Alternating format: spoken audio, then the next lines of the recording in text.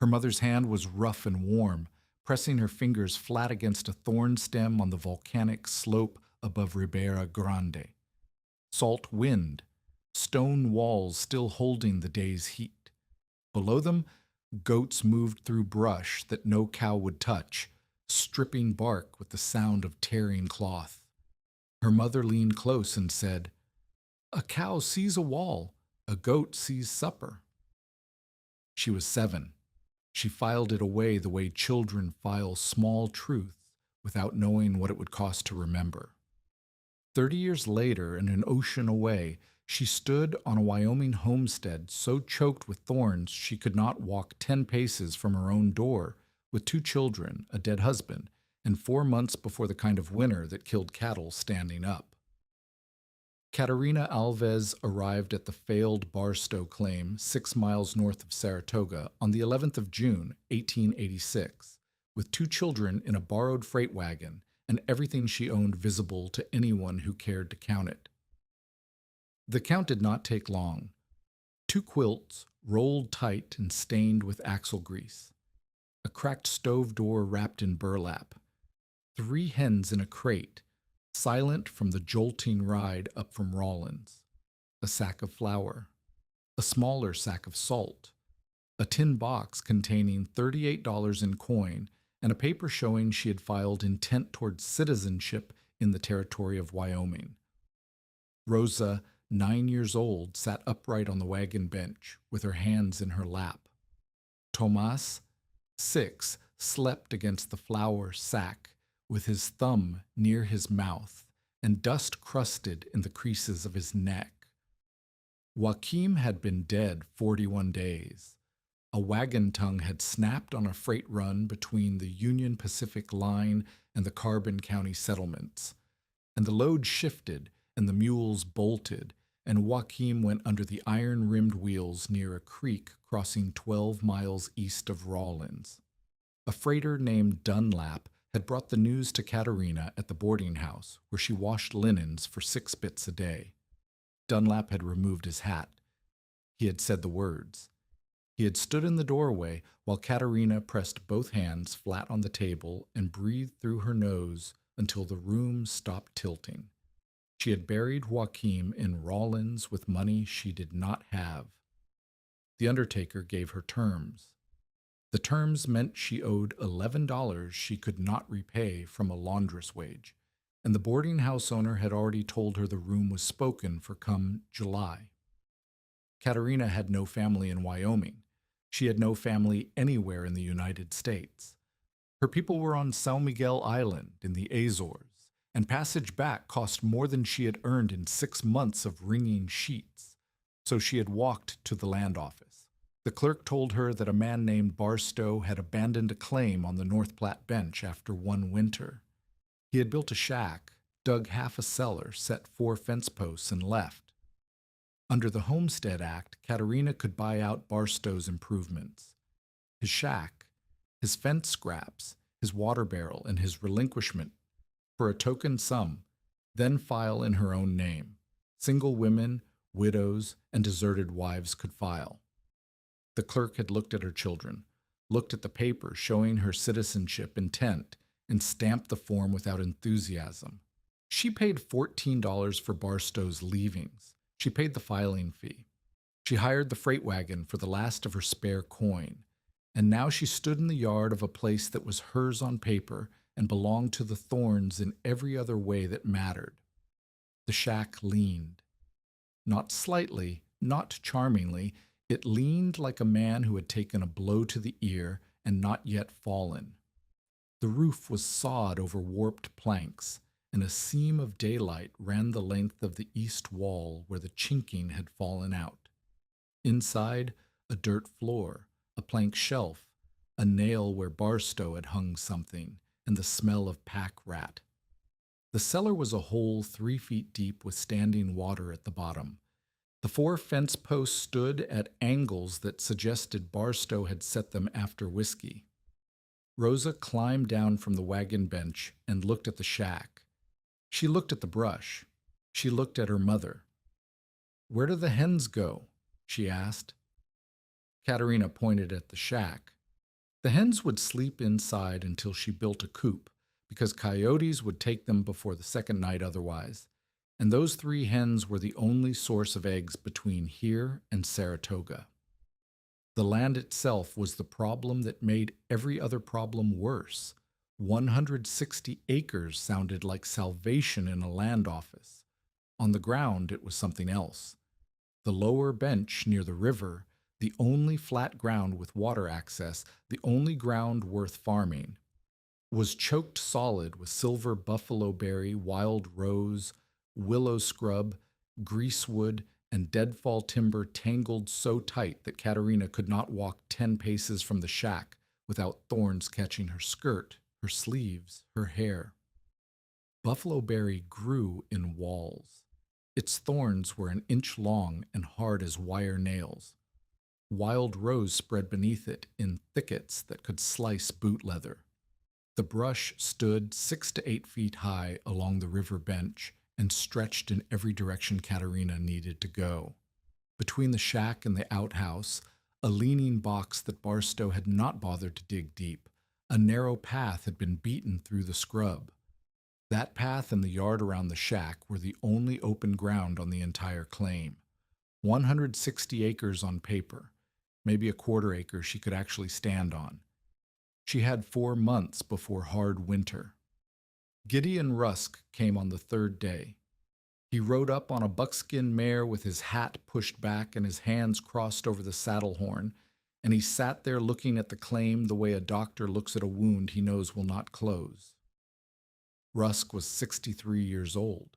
He had trailed cattle up from Texas twice before the railroad made the drives unnecessary, and he had advised half the small operations in Carbon County on water, fence, and forage. People listened to Rusk because Rusk had been wrong less often than most men who talked as much as he did. He did not dismount. He looked at the shack. He looked at the brush. He looked at Catarina, who was pulling chinking mud from the riverbank with a tin pail, her skirt soaked to the knees, and her forearms scratched red from pushing through rose cane. "You the one who filed on Barstow's place?" Rusk said. It was not a question. Catarina set the pail down. "I am." "You have children in there." "2." Rusk swung one leg over and dropped to the ground with the careful motion of a man whose knees had stopped forgiving him years ago. He tied the mare to a fence post, the one that leaned least, and walked the edge of the claim for the better part of an hour. Catarina followed him. Rosa followed Catarina. Tomas stayed in the shack doorway and watched the horse. Rusk stopped where the half-dug ditch ended in a wall of buffalo berry. He kicked at the thorn stems. He looked at the ditch, which was 18 inches deep and ran maybe 40 feet before Barstow had given up. He looked at the tools Catarina had found in the shack. A hand axe with a chipped blade, a broken-handled spade, and a buck saw missing 3 teeth. "You know what it takes to winter 1 milk cow on a claim like this," Rusk said. "I know it takes more than I have." "Let me tell you what more means." Rusk pointed at the brush. "You need cut hay. 5 tons minimum for 1 cow and 2 calves, and that is if the winter is kind. Where's your hay meadow?" "Under that." He pointed at the thorn wall. "You need fencing, real fencing, not Barstow's drunk posts. You need water access that does not freeze solid in January. Your river bend will ice over by November and stay frozen until March. You need a barn, or at least a shed with walls that hold wind. You have a shack that will not hold its own roof past the first heavy snow." He turned and looked at her tools again.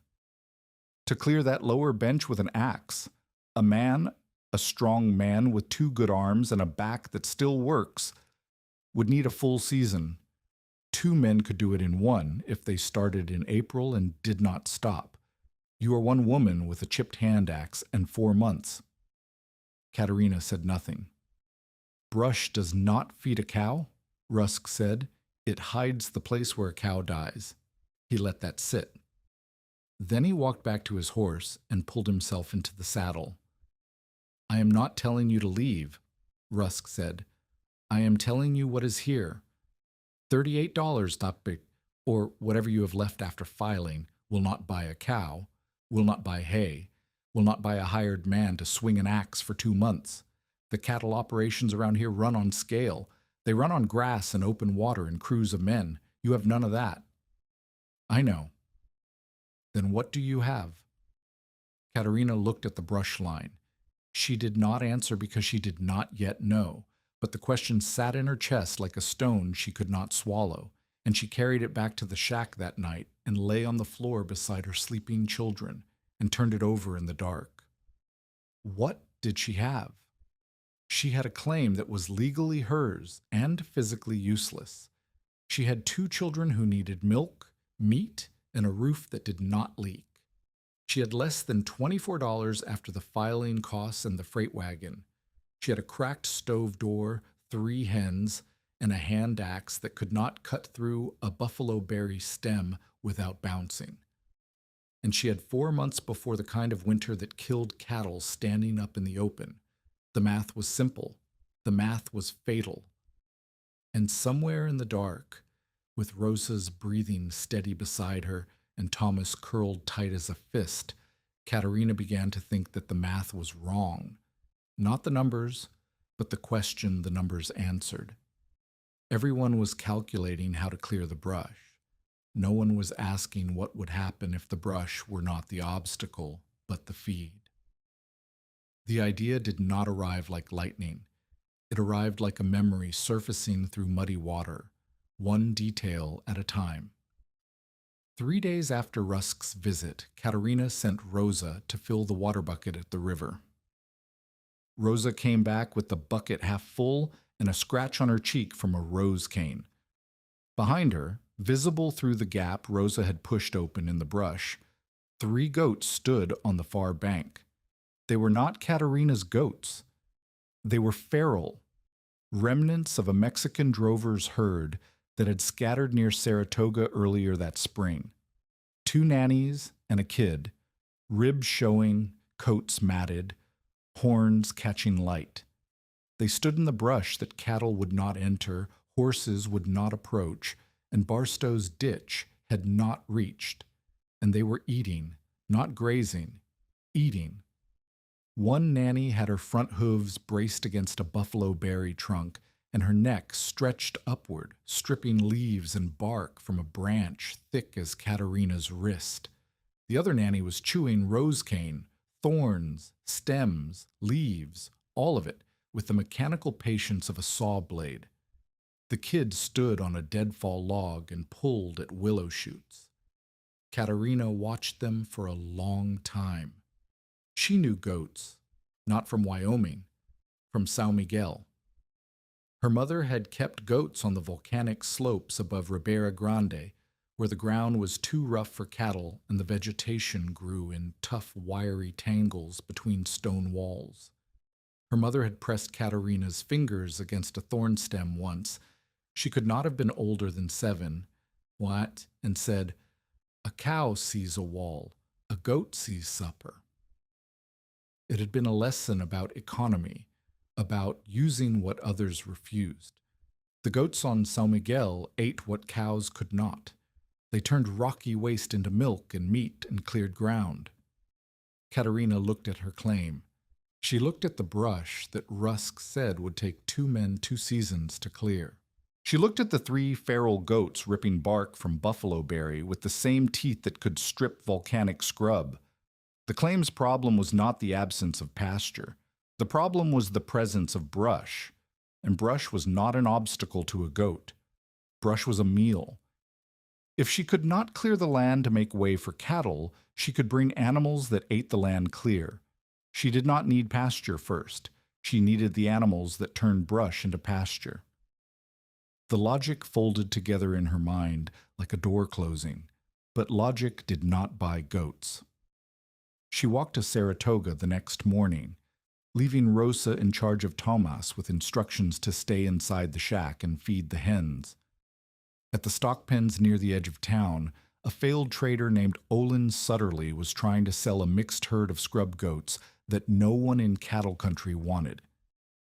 Spanish-type goats, descendants of animals that had run loose in the American Southwest and northern Mexico for generations, bred by neglect and shaped by thorns, cactus, rocks, and drought.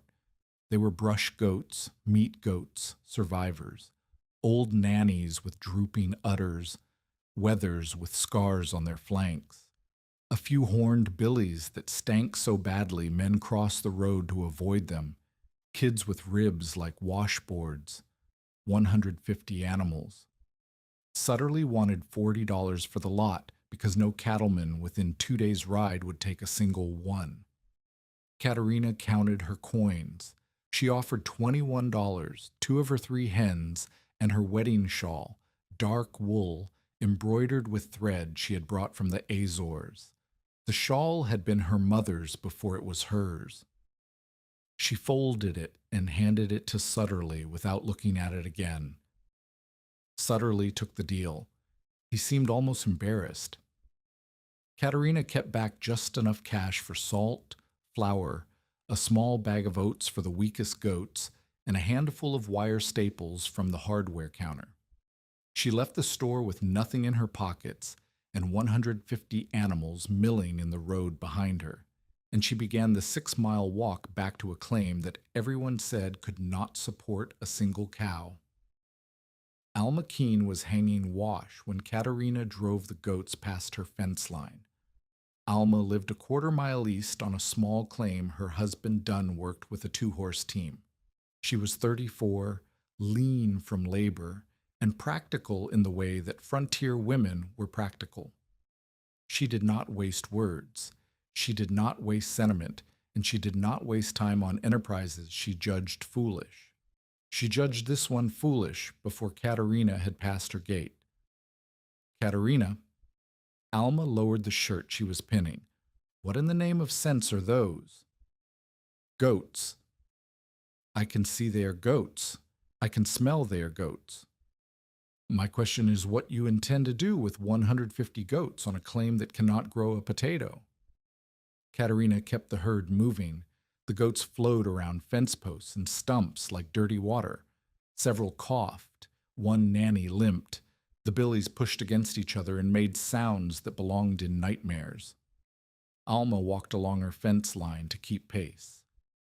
A cow is money standing still, she said. You can milk it. You can breed it. You can sell it. Everyone knows what a cow is worth. A goat is trouble looking for a hole in your fence. Cows will not eat what is on my claim, Catarina said. Nothing should eat what is on your claim. That is the point. The land is not fit. The land is fit for goats. Alma stopped at the end of her fence. She watched the herd move up the road toward the claim, 150 animals that looked like a parade of bad decisions. How will you fence them? Alma asked. Goats climb, goats crawl.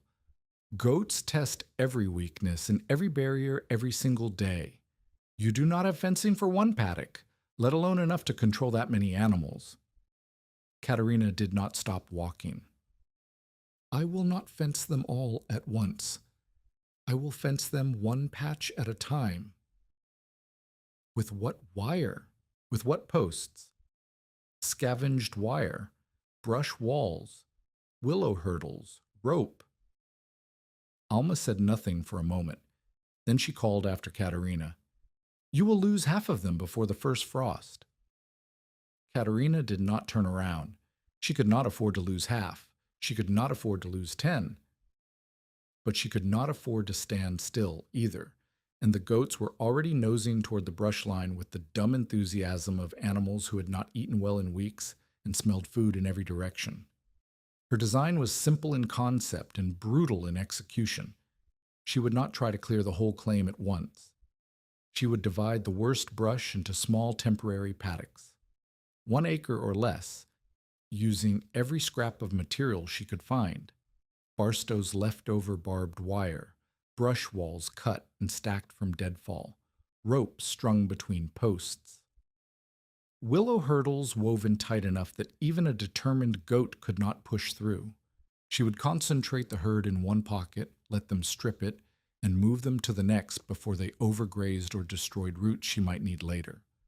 Pressure, rotation, observation. It was not a plan that would impress Gideon Rusk. It was a plan that might keep 150 goats alive long enough to eat a path to the river. The question was whether she could build the paddocks faster than the goats could destroy them. The goats arrived at the claim like a natural disaster with hooves. Catarina had imagined she would sort them at the shack and send the strongest into the first brush pocket by evening. What happened instead was that 150 hungry half-feral animals hit the yard like a breaking wave. They scattered. They climbed the woodpile. They chewed the rope holding the hen crate shut. A billy rammed the outhouse wall hard enough to crack a board. 3 nannies found the narrow path to the river and disappeared into brush so thick Catarina could hear them but not see them. Rosa stood on the shack step and held Thomas behind her with both arms. Catarina spent the first hour chasing goats she could not catch. She spent the second hour cutting willow branches with bleeding hands and weaving them into a hurdle across the yard's widest gap. The hurdle was ugly. It was crooked. It held for 20 minutes before a weather pushed through the bottom and 4 others followed. She rebuilt it. She braced it with stones Rosa carried from the riverbank.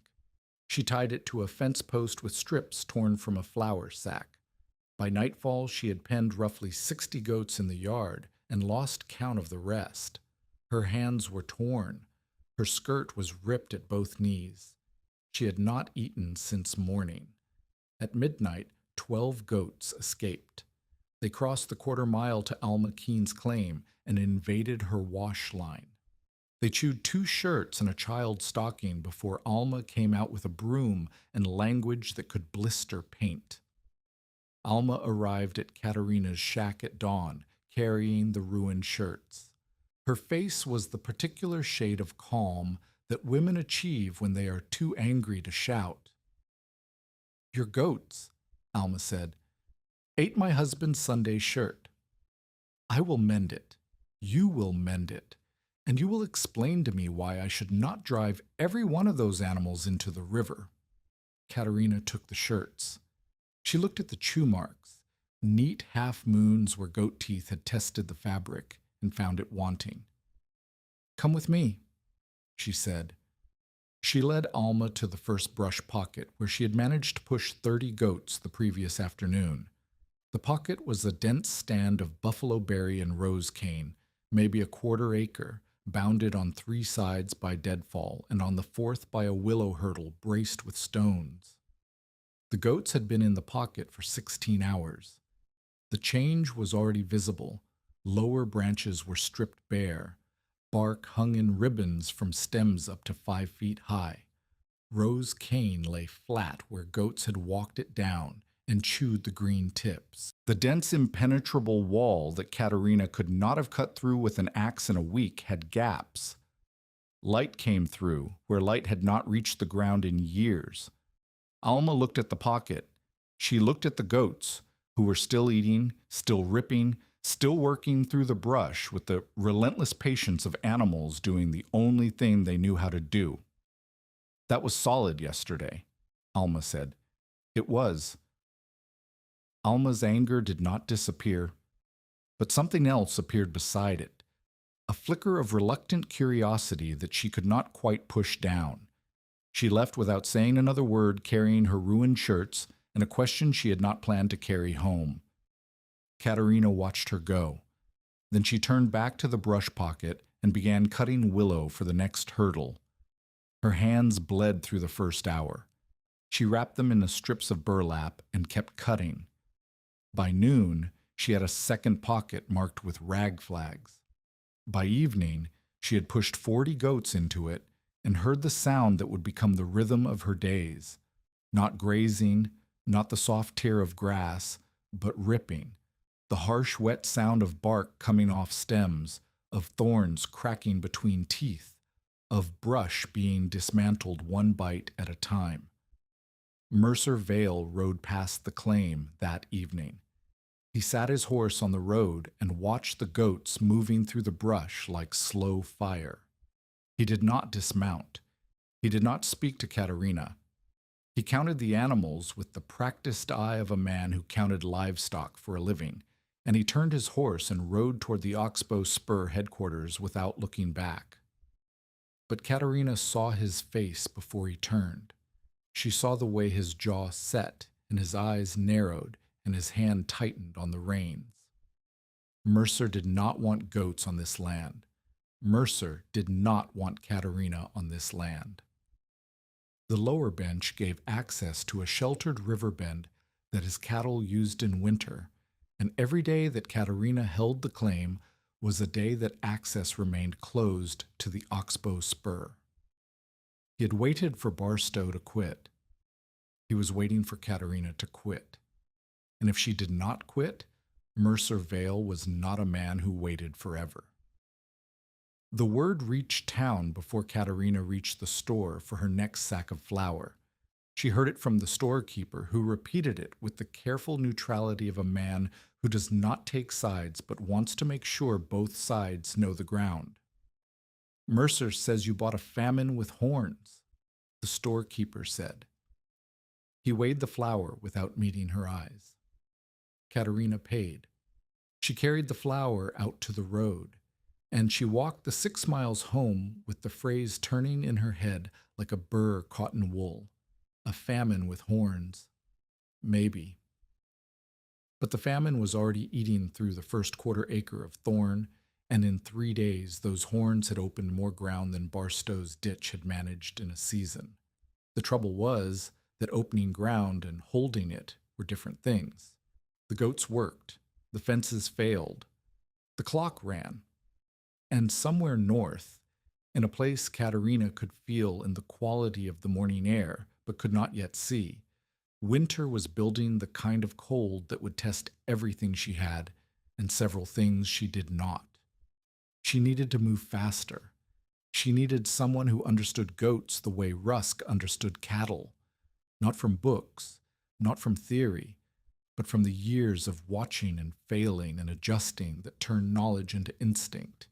She did not yet know that someone was already on the road to Saratoga, drawn by the rumor of a widow who had done the one thing he had spent 30 years telling cattlemen to try.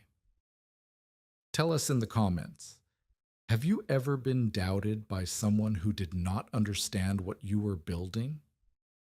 Catarina had no time to answer them. She had fence to mend before dark.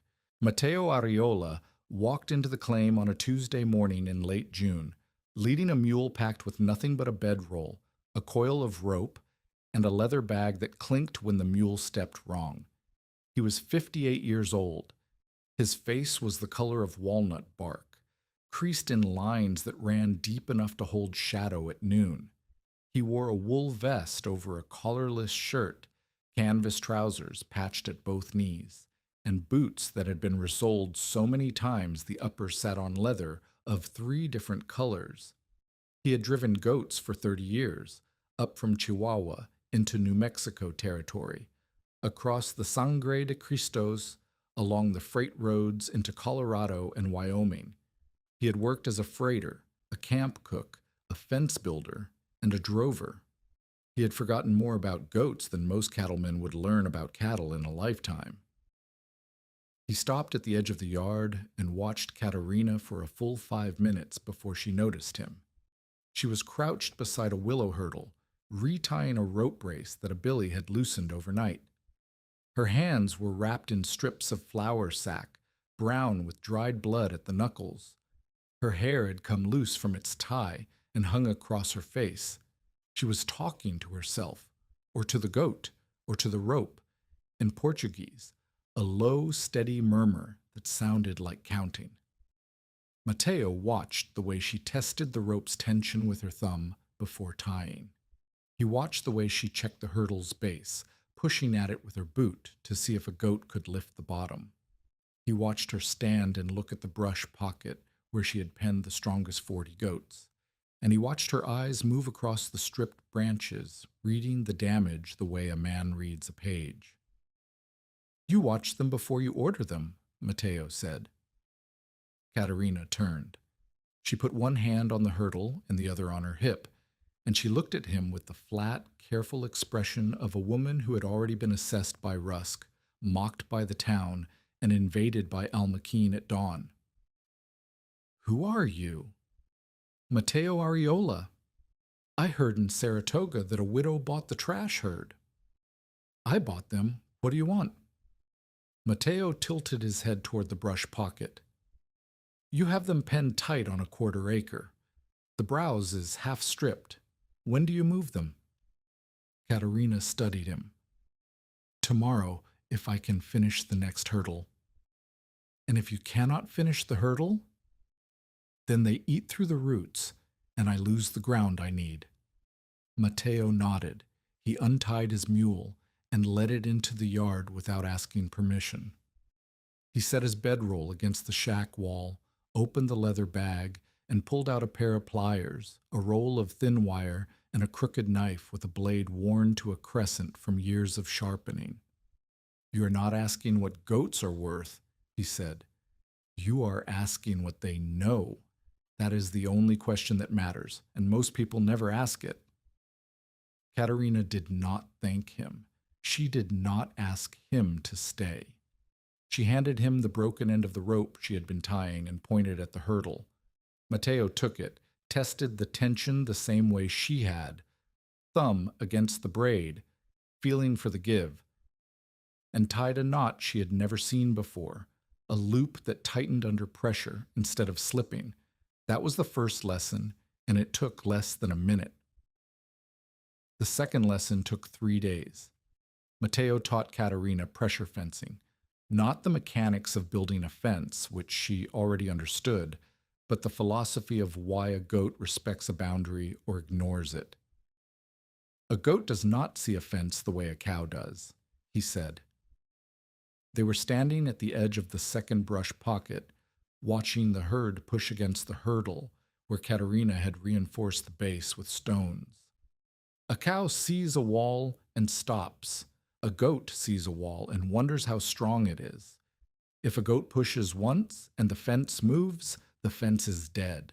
It will never hold that goat again."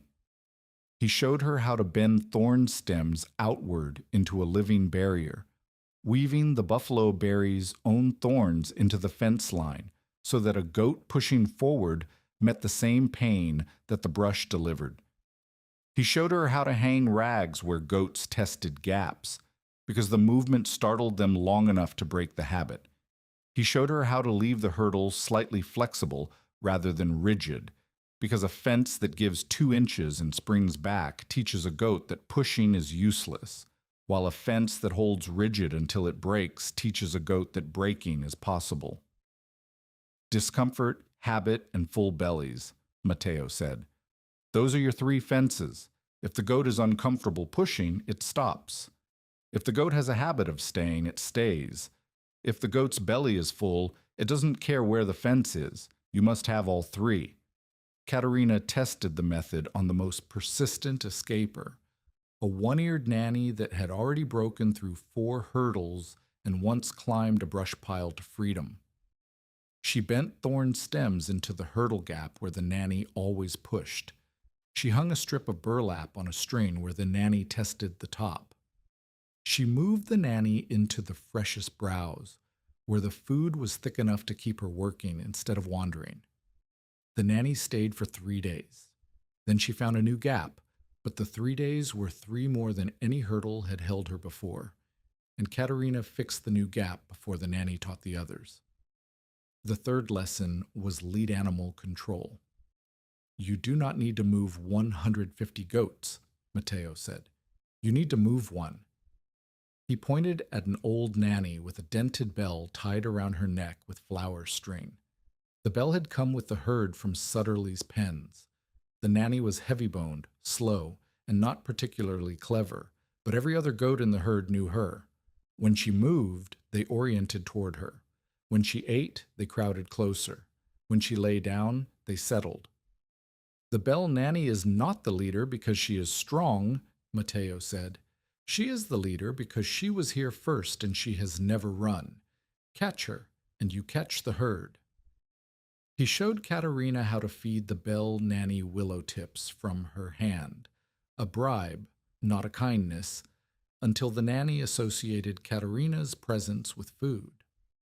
Then he showed her how to walk the bell nanny toward a new pocket by holding a willow branch just ahead of her nose, and how the herd followed the bell without being driven, pushed, or chased. Catarina practiced for 2 days. On the third day, she moved the full herd from a stripped pocket to a fresh one in 40 minutes, using only the bell nanny and a willow branch. It had taken her an entire day to make the same move by chasing. Mateo sat on a stump and watched her bring the herd through the gap in the hurdle line. He said nothing, but he nodded once, and Catarina understood that the nod was not approval. It was recognition. She was learning at the speed the work required. July burned through the claim like a slow fuse. The goats worked, Catarina counted. By the last week of July, 1 acre of the lower bench was opened enough to walk across without turning sideways. The ground was littered with stripped stems, chewed bark, and goat droppings that darkened the soil in patches. Sunlight hit the earth for the first time in years. Catarina could see the shape of the land beneath, rocks, shallow depressions, the faint trace of Barstow's abandoned ditch. By mid-August, 3 acres showed bare stems and exposed stones. Catarina could walk from the shack to the river on a winding path the goats had eaten through solid brush. Rosa carried water without getting scratched. Tomas found a flat rock in the cleared ground and declared it his, sitting on it every evening while the goats moved around him like a slow brown tide. The fourth lesson came in mid-August, when Catarina noticed a group of goats standing with their heads low, nosing the dirt and bawling. "What is wrong with them?" she asked Mateo. He knelt beside the nearest nanny and looked at the browse around her. The stems were stripped past the bark. The leaves were gone. The rose cane was chewed to stubs. "The patch is exhausted," he said. "They have eaten everything they will eat here. If you leave them, they will start on roots, and then you lose the ground." He showed her the difference between feeding and searching.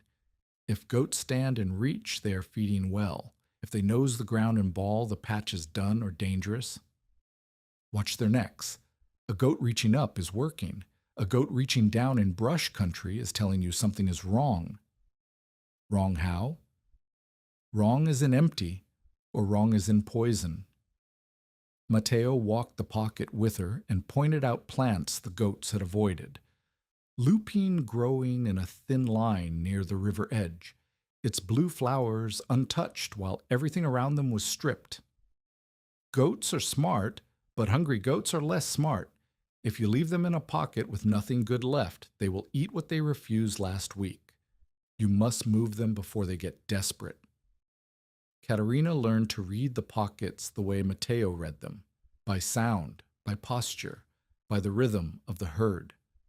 A healthy pocket was loud with ripping. An exhausted pocket was quiet with bawling. A dangerous pocket had goats standing still, testing stems with their lips without biting. September came, and the goats had opened a winding corridor from the shack to the lower bench. The brush was not gone. It would take years to clear it all, but the wall was broken. Light and air reached the ground. Catarina could see the river from her door for the first time since filing the claim. Progress was measurable. Catarina counted cleared ground the way other homesteaders counted hay bales. 3 acres, 5 acres, 7. Each acre was a fight won against buffalo berry and rose cane, paid for in goat labor and Catarina's bleeding hands, and Mateo's patient adjustments to the rotation. But the progress had cost her. A billy broke a leg in deadfall during the 2nd week of August. The bone came through the skin below the knee, and the animal screamed, a sound that stopped every goat in the pocket and brought Rosa running from the shack with her hands over her ears.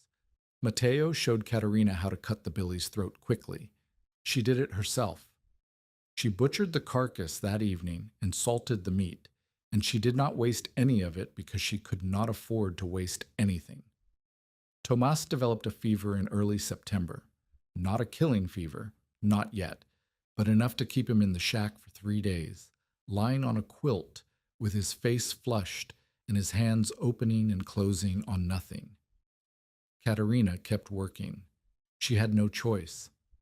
Rosa brought Thomas water and cooled his forehead with a wet rag, and Catarina came in at dusk and sat beside him and pressed her hand against his cheek and measured the heat the way she measured everything now, by what it cost and what it threatened.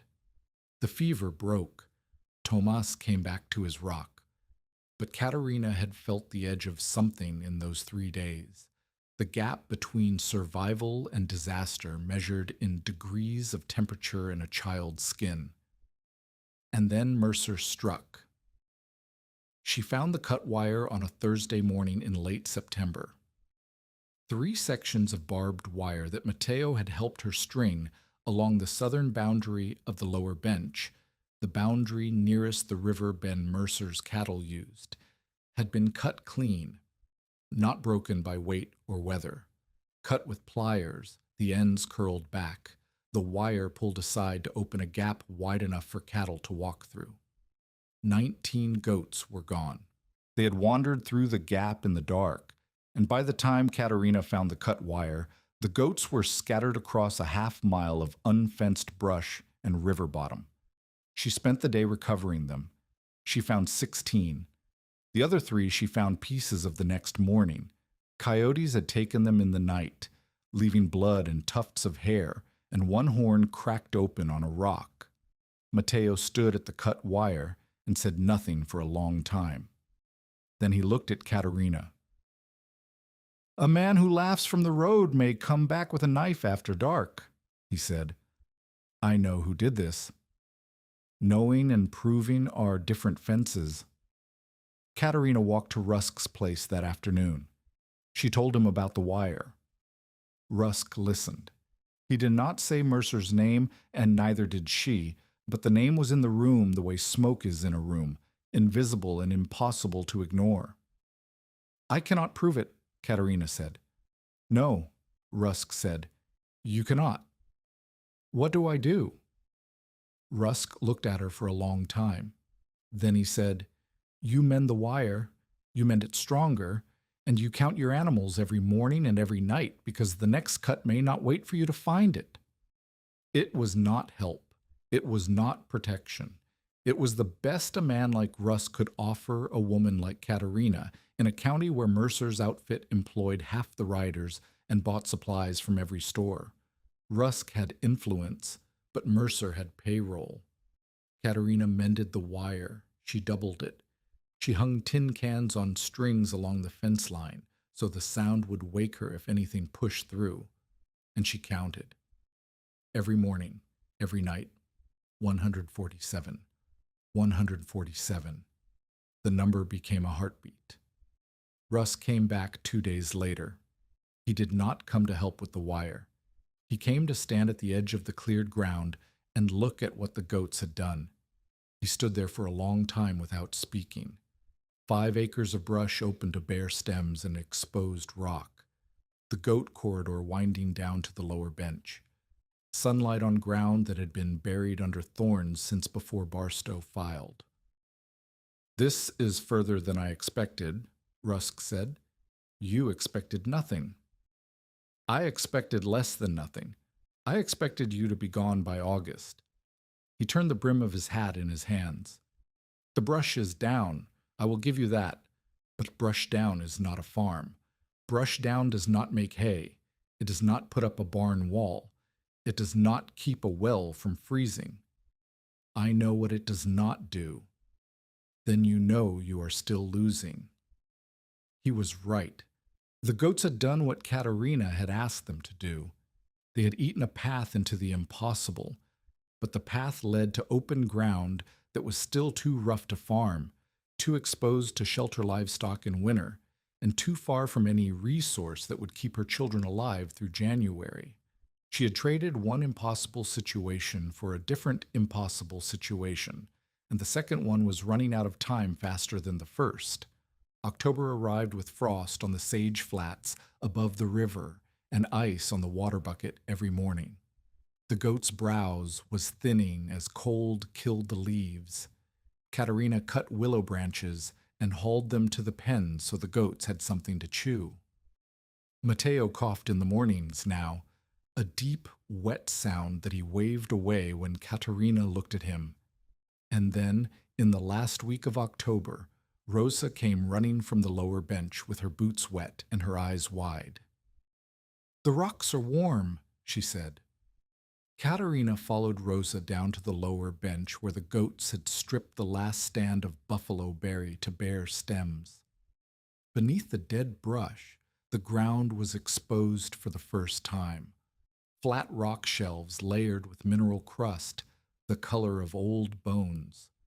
White and pale yellow deposits streaked across the stone, and in the cracks between the shelves, thin lines of moisture caught the light. Catarina knelt. She put her hand on the rock. It was warm, not hot, not sun-heated. The sun had barely cleared the ridge, and the air temperature was somewhere below freezing. The rock was warm from below. She looked at the mineral crust. She looked at the moisture. She smelled something faint beneath the cold air. Sulfur, thin and sharp. The smell of water that had traveled through hot stone. Mateo knelt beside her. He touched the mineral crust, rubbed it between his fingers, and brought it to his nose. He went quiet the way Mateo went quiet when something mattered more than words. His body still, his eyes moving, his breath held. "How long has this been here?" Catarina asked. "Longer than the brush. Longer than Barstow. Longer than anyone on this river." Mateo looked at the rock shelf, at the pattern of mineral deposits, at the thin lines of moisture that traced paths through the stone like veins in a wrist. "The water is underneath. It has been coming up through these cracks for years, maybe decades. The brush grew over it. The thorns covered it. Nobody could see it because nobody could reach it. The goats reached it. The goats ate their way to it." Catarina sat back on her heels. She looked at the warm rock beneath her hands and the stripped stems around her, and the herd moving through the next pocket over, still ripping, still chewing, still doing the only thing they knew how to do. 150 mangy goats that everyone in the valley said were a waste of money and a sign of madness had eaten through 3 months of thorn brush and uncovered a warm seep that nobody knew existed because nobody had ever cleared the ground. She did not celebrate. She did not cry. She pressed both hands flat on the warm stone and held them there while the cold morning air bit her neck and the goats' bells rang in the brush behind her. She held them there because her hands had not been warm in weeks, and because the warmth meant something she could not yet measure but could feel settling into her bones like an answer she had not known she was waiting for. Mateo stopped her from opening the seam too fast. "Hot mineral water can scald," he said. "It can undercut soil. It can turn a bank into mud that swallows a goat and does not give it back. You do not dig a spring. You let a spring tell you where it wants to go." They worked carefully over the first week of November. Catarina dug with a shovel and an iron bar. Mateo directed. They widened the vent where the warmest moisture rose between rock shelves, chipping away mineral crust and loose stone until water began to pool. Not much, maybe a gallon a minute, but steady. The water was too hot to touch at the source. It steamed in the morning air and smelled of sulfur and iron. Rusk owned a dairy thermometer. Catarina did not ask him for it. She asked Alma, and Alma borrowed it, and on a cold morning in the second week of November, they measured the water. 112 degrees at the vent. It ran through a shallow channel They had lined with flat stones and cooled to 92 degrees in a makeshift stone trough 20 feet downstream.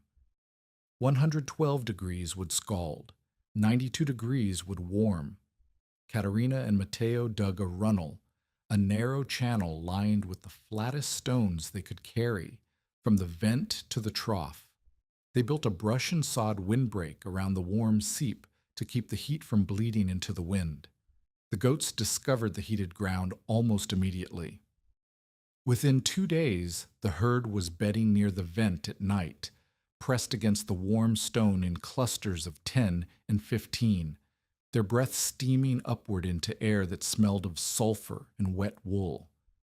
The ground around the vent stayed thawed. Frost silvered the sage flats every morning, but the stone near the spring held its warmth, and the soil in a ring around the vent was soft when everything else was frozen hard. Rusk came.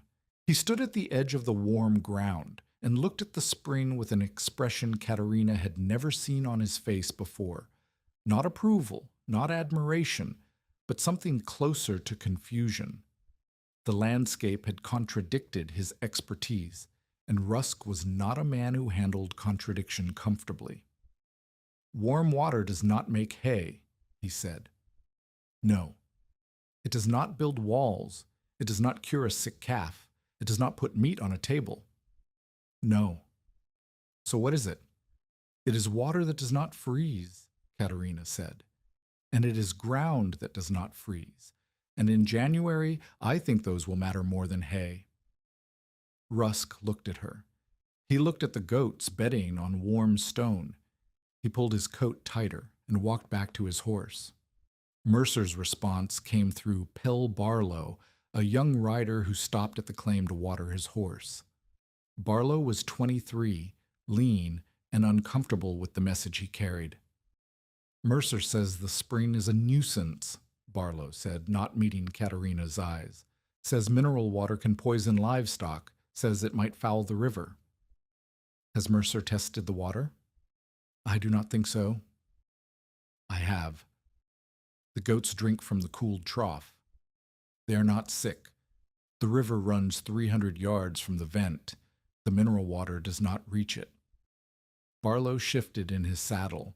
He had the look of a man repeating someone else's words and wishing he had not agreed to carry them. "I am just telling you what he said." "Tell him I am still here," Catarina said.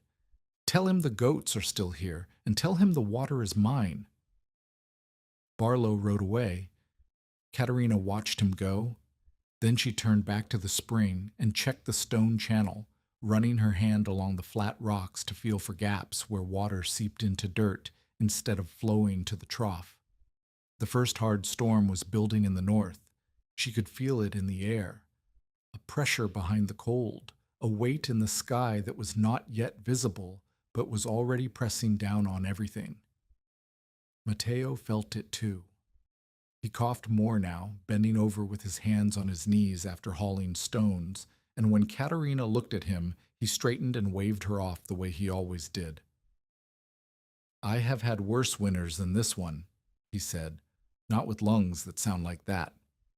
My lungs are my concern." But he worked faster after that. They stacked stones around the runnel to protect it from flooding. They built the brush windbreak higher. They reinforced the goat pen on the warm bench with double hurdles and thorn-woven barriers. They filled every barrel and bucket with cooled spring water and stored them inside the shack, where the heat from the cracked stove kept them from freezing. They worked as if the storm were already coming, because it was. The first blizzard hit the upper North Platte Valley on the 23rd of November, 1886. It did not arrive the way storms do in stories, with a single dramatic gust or a curtain of white dropping across the sky. It arrived in layers. First, the temperature fell. Then sleet rattled against the shack roof like gravel thrown by a hand that would not stop. Then the sleet turned to snow. Not gentle snow, not quiet snow, but snow driven sideways by a wind that found every gap in every wall and every seam in every coat and filled them all. Catarina had the goats on the warm bench. She had moved them the day before, when the sky turned the color of lead and the air tasted like iron. 147 goats. She had lost 3 more since the wire cutting, 2 to coyotes and 1 to a fall in the rocks, pressed together on the heated ground near the vent.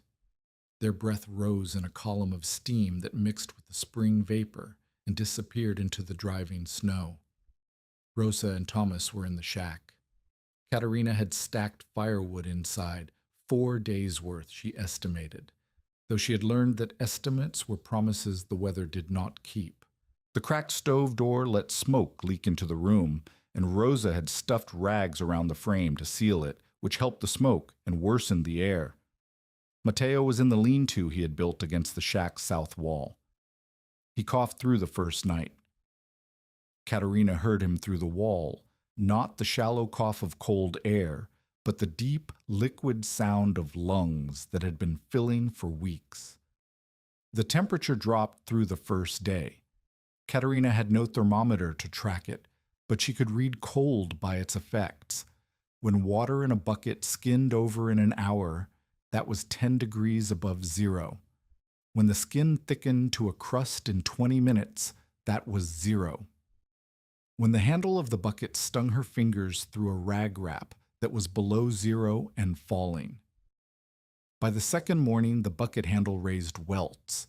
She checked the goats at first light. The herd was alive. They had packed themselves into the space between the windbreak and the vent, so tight that individual animals were invisible in the mass of backs and horns. The ground beneath them was warm. The air above them was bitter. But the gap between warm ground and bitter air was where the goats survived, a layer of animal heat trapped against geothermal heat, held in place by the brush windbreak, insulated by their own packed bodies. Catarina counted, 147 in, 143 visible. She could not reach the far side of the pen without climbing over animals, so she waited. By noon, 2 more appeared from behind a rock shelf where they had wedged themselves against the warm stone. 145? Too short. She found the missing 2 at the edge of the pen, near the hurdle where the windbreak thinned. A kid and a week-old nanny, both stiff. They had died in the night, pressed against the fence instead of the herd. The cold had taken the weakest from the outside in, and Catarina dragged their bodies out of the pen so the others would not crowd toward the gap. Complication. Tomas's fever returned on the second night. He had been healthy for weeks, running, climbing, sitting on his rock, but the cold went through the shack walls like they were made of paper, and by midnight his skin was hot to the touch, and his breathing came in short, shallow pulls that Catarina could hear from across the room. The nearest doctor was in Rawlins. Rawlins was unreachable. The road was buried. The river was freezing in sheets. No horse would travel in the wind, and no rider would survive the ride. Catarina took cooled spring water, warm enough to soak a cloth, but not hot enough to burn, and laid it across Thomas's forehead. She heated stones near the vent and carried them inside, wrapped in burlap, and lined them around him in the dug cellar where the earth held warmth from the crock she had filled. The cellar was not warm. It was less cold. In a storm that killed by degrees, less cold was the difference between a fever that broke and a fever that did not. Rosa sat beside her brother and held his hand. She did not cry. She had passed the point where crying was useful and entered the place where silence was all that remained. Mateo came in from the lean-to in the early morning of the 3rd day. His face was gray. His cough bent him double in the doorway, and he held the frame with both hands until it passed. But he carried a bucket of cooled spring water and a bundle of dried grass he had kept in his pack. "For the boy," he said. "The grass makes a tea that helps breathing. My mother made it. Catarina brewed the tea.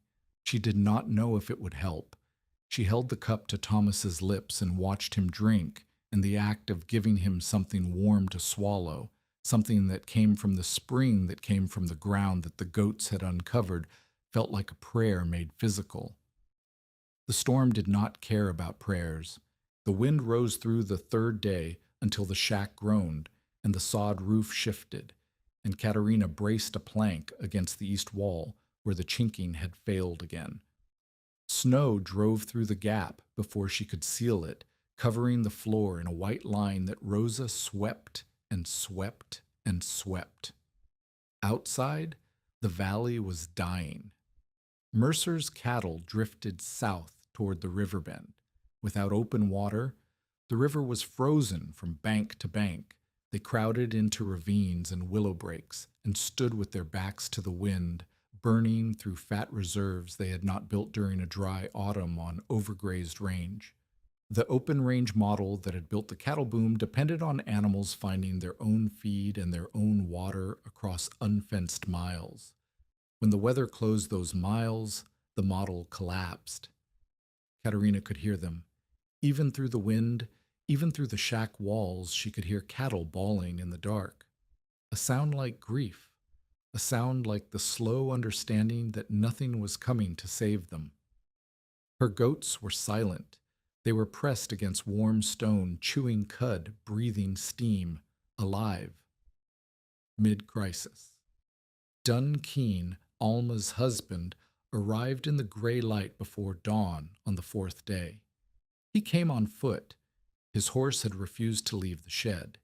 He carried his youngest daughter, Elsa, wrapped in a coat so large the child was invisible inside it. Dunn's face was white above his beard. His hands shook. His lips moved before sound came out. "Well, sweep is frozen," he said.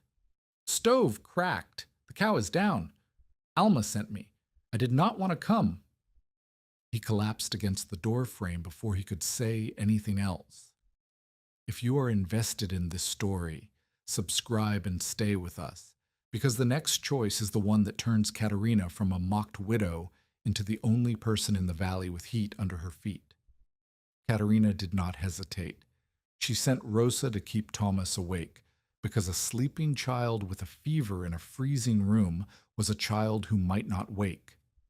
She helped Mateo pull Dunn inside and set Elsa in the cellar beside Thomas, where the warmed stones kept the air above freezing.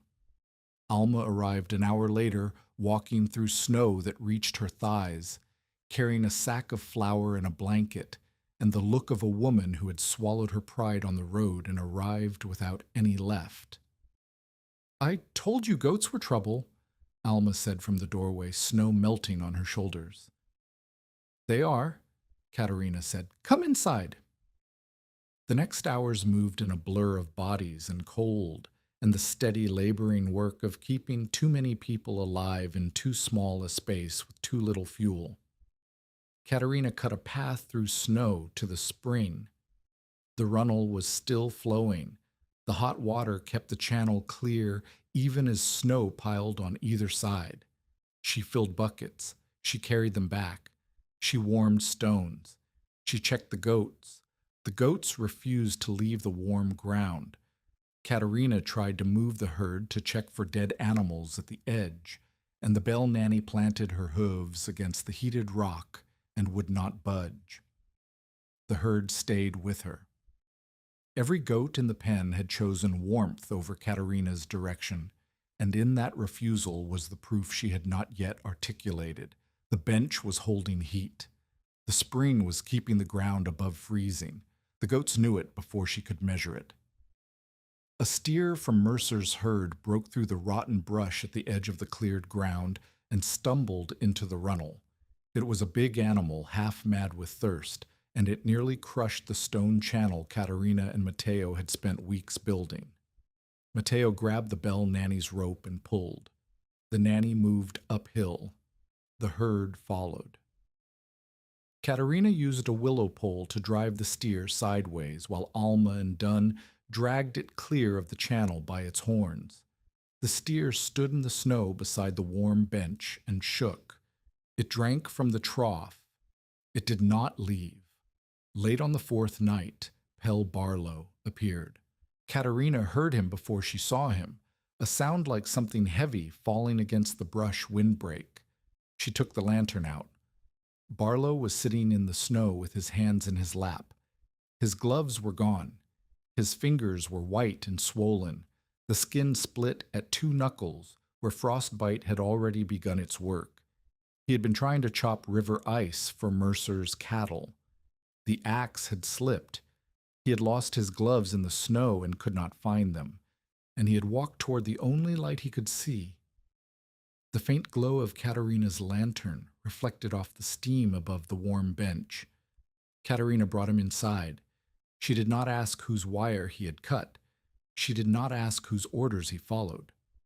She put his hands in a bucket of cooled spring water, warm but not hot, because hot water on frostbitten skin destroyed what cold had only damaged, and she held the bucket steady while Barlow made sounds through his teeth that were not words. He looked through the doorway at the goat pen. The animals were alive, chewing cud in steam, while cattle bawled somewhere in the darkness beyond the firelight. His eyes moved across the scene with the slow recognition of a man seeing something he had laughed about prove itself true. "How many have you lost?" he asked. "6, mostly kids, mostly weak before the storm." "Mercer has lost 60 that I saw. Could be more by morning." Catarina said nothing. She held the bucket. The water steamed. Outside, the wind screamed across the ridge, and the goats pressed tighter against the warm stone, and the spring kept flowing because the heat beneath the ground did not care about the cold above it. On the 5th morning, the wind dropped. The snow stopped. The silence that followed was so sudden it woke Catarina from a half-sleep against the shack wall. She went outside. The valley was white, the sky was gray, the air was still, and the column of steam rising from the warm bench was the only vertical thing moving in a landscape that had been hammered flat. Tomas's fever had broken in the night. His skin was cool. His breathing was even. Rosa was asleep beside him, with her hand still wrapped around his wrist. Mateo sat outside the lean-to with a cup of warm water between his hands. His cough had not improved, but his eyes were clear. "Your spring held," he said. "Our spring," Catarina said. "No." Mateo looked at the steam, at the goats stirring on the warm rock, at the valley beyond where the shapes of dead cattle were beginning to appear as the snow settled. "The goats found it. You believed them. It was yours before I came, and it will be yours after I leave." Catarina heard the word, after. She heard what it meant, but she did not answer it yet, because the storm might return, and Thomas needed broth, and there were 6 dead goats to drag out of the pen, and a stone channel to check for damage, and a steer still standing by the trough that belonged to a man who wanted her gone. The crisis was over. The count was not. 141 goats alive, 6 dead. Barlow's hands would scar but keep their fingers. Dunn's family was whole. Thomas was breathing. Alma's cow was still down, but warm water and time might bring her back. And across the valley, on the open range where the cattle boom had staked its fortunes on grass that ran out and water that froze and weather that did not forgive arrogance, the shapes in the snow were growing more numerous as the light rose. Catarina stood at the edge of the warm bench and looked at the dead land beyond it and the living ground beneath her feet. She did not feel triumph. She felt the weight of what was coming, the questions, the demands, the men who would arrive with buckets wanting what they had mocked. The storm had answered one question, whether she would survive. It had opened another.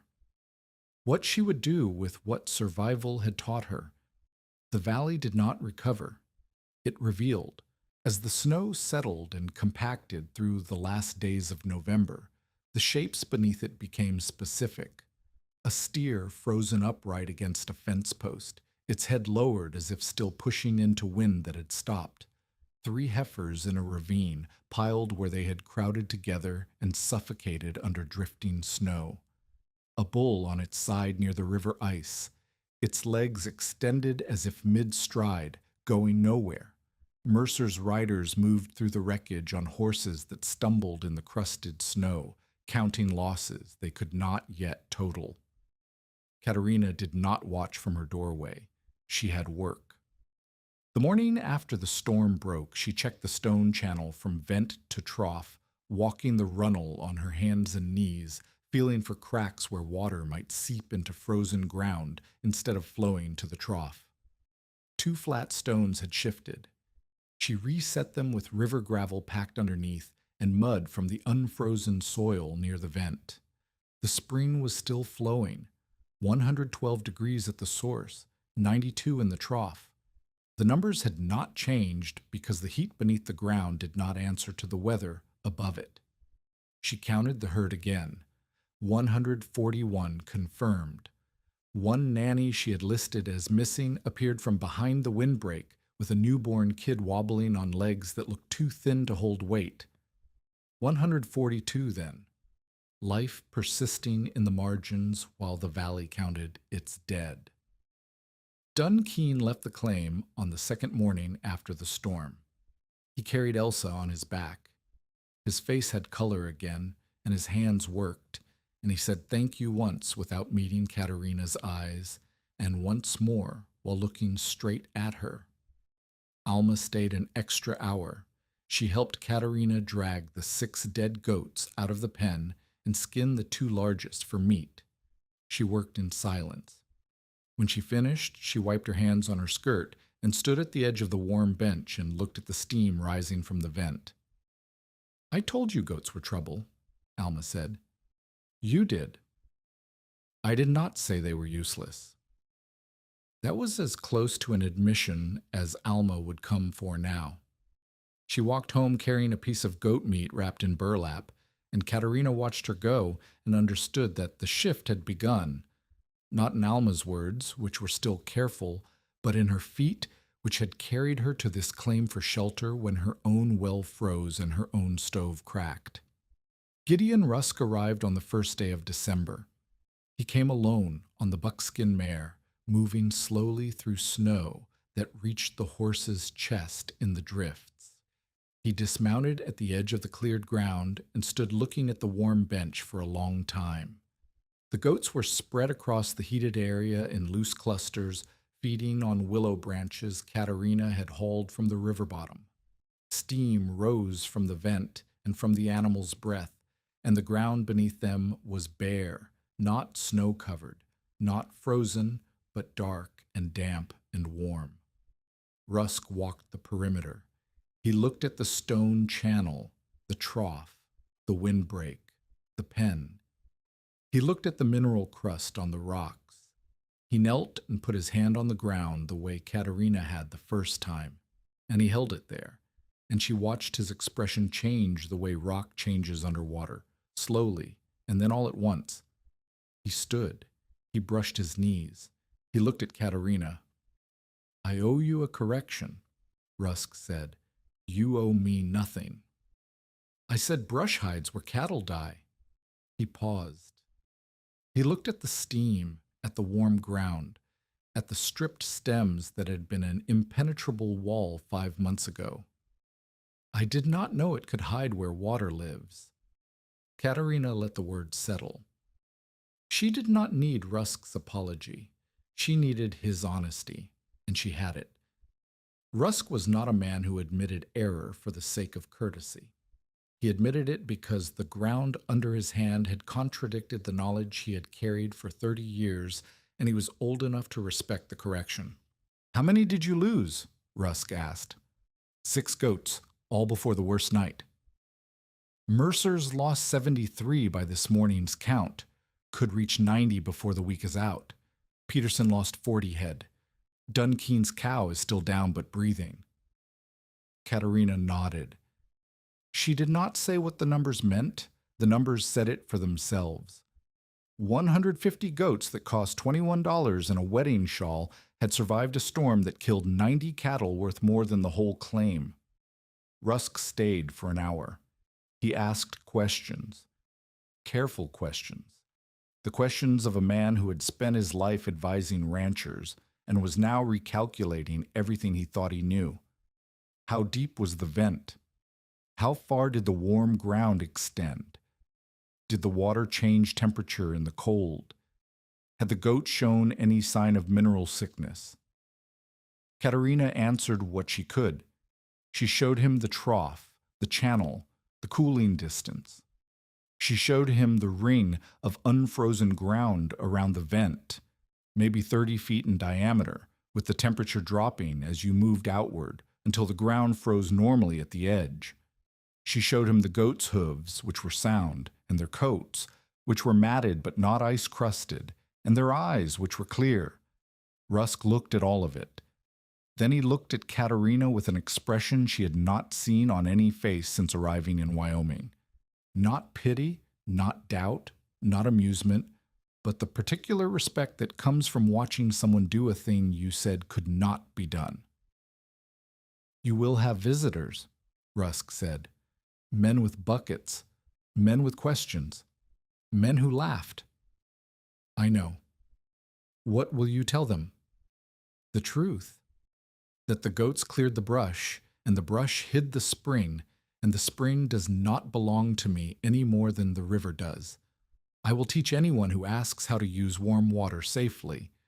I will not sell what should be shared in a storm." Rusk put his hat on and mounted the mare. He sat in the saddle for a moment, looking at the valley, the white expanse, the dark shapes of dead cattle, the column of steam rising from Catarina's claim like a signal fire. "You should know," he said, "that Mercer is telling people the spring may be on an old stock trail, that the water should be common access. The claim is filed, the improvement is documented. He can tell people whatever he likes." Rusk nodded. He rode away without another word, but Catarina understood the warning. Mercer had lost cattle, pride, and access. A man who loses all three does not stop. He redirects. The visitors came as Rusk had predicted. First, a rancher's wife named Delia Watts, carrying 2 empty buckets and a look of shame. Her husband's cattle had survived the storm because they were sheltered in a draw, but their well was frozen and their water barrels had cracked. Delia did not know Catarina. She had heard about the warm water from Alma. She stood at the edge of the cleared ground and asked whether she could fill her buckets. Catarina showed her the trough. She showed her how the water cooled as it flowed from the vent.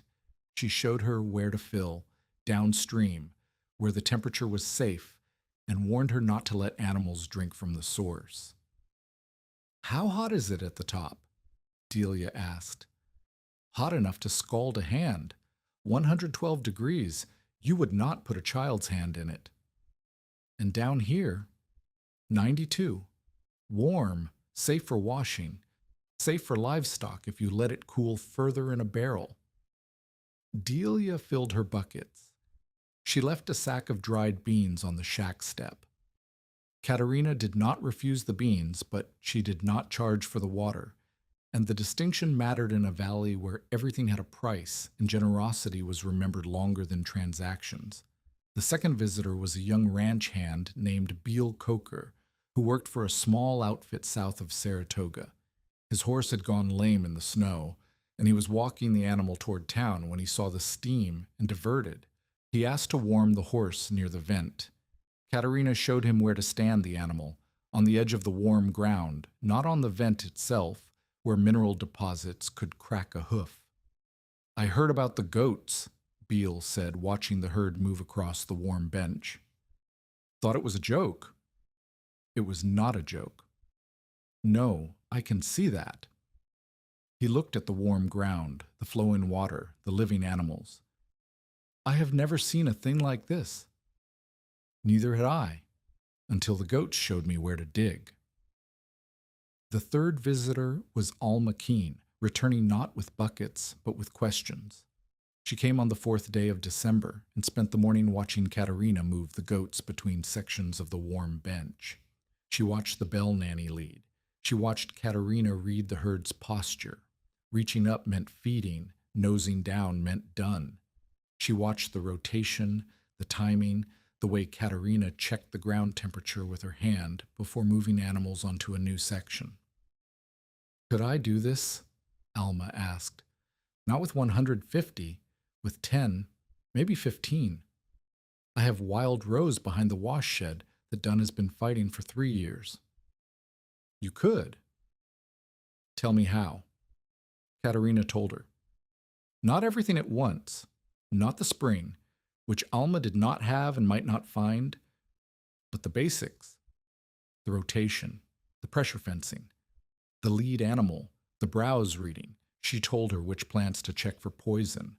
She told her how long to leave goats on a patch before moving them. She told her to watch their necks. Alma listened the way Alma did everything, without wasted motion, without unnecessary words. She asked 4 questions. Each one was precise. When she left, she stopped at the gate and turned back. Dunn's cow got up this morning, she said. First time in 9 days. I brought her warm water from your trough every day. I know. Rosa told me. Thank you.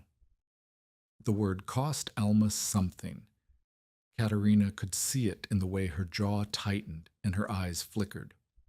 Alma was not a woman who said thank you easily, because thank you meant she had needed help, and needing help meant she had been wrong about something, and being wrong was a luxury Alma did not often allow herself. Catarina nodded. She did not make it bigger than it was. She went back to the goats. Mercer Vale did not come with buckets.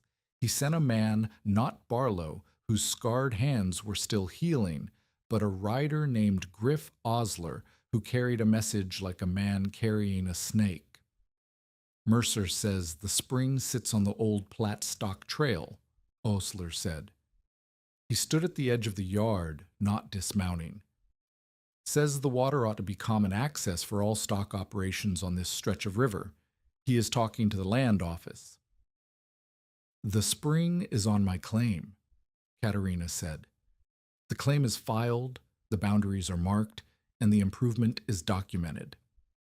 He says the improvement does not include mineral rights. Tell Mercer that the improvement includes every rock, every root, and every drop of water that my labor uncovered on ground that his outfit was content to leave covered in thorns. If he wants to argue mineral rights, he can bring a surveyor and a lawyer. I will bring my filing papers and Gideon Rusk.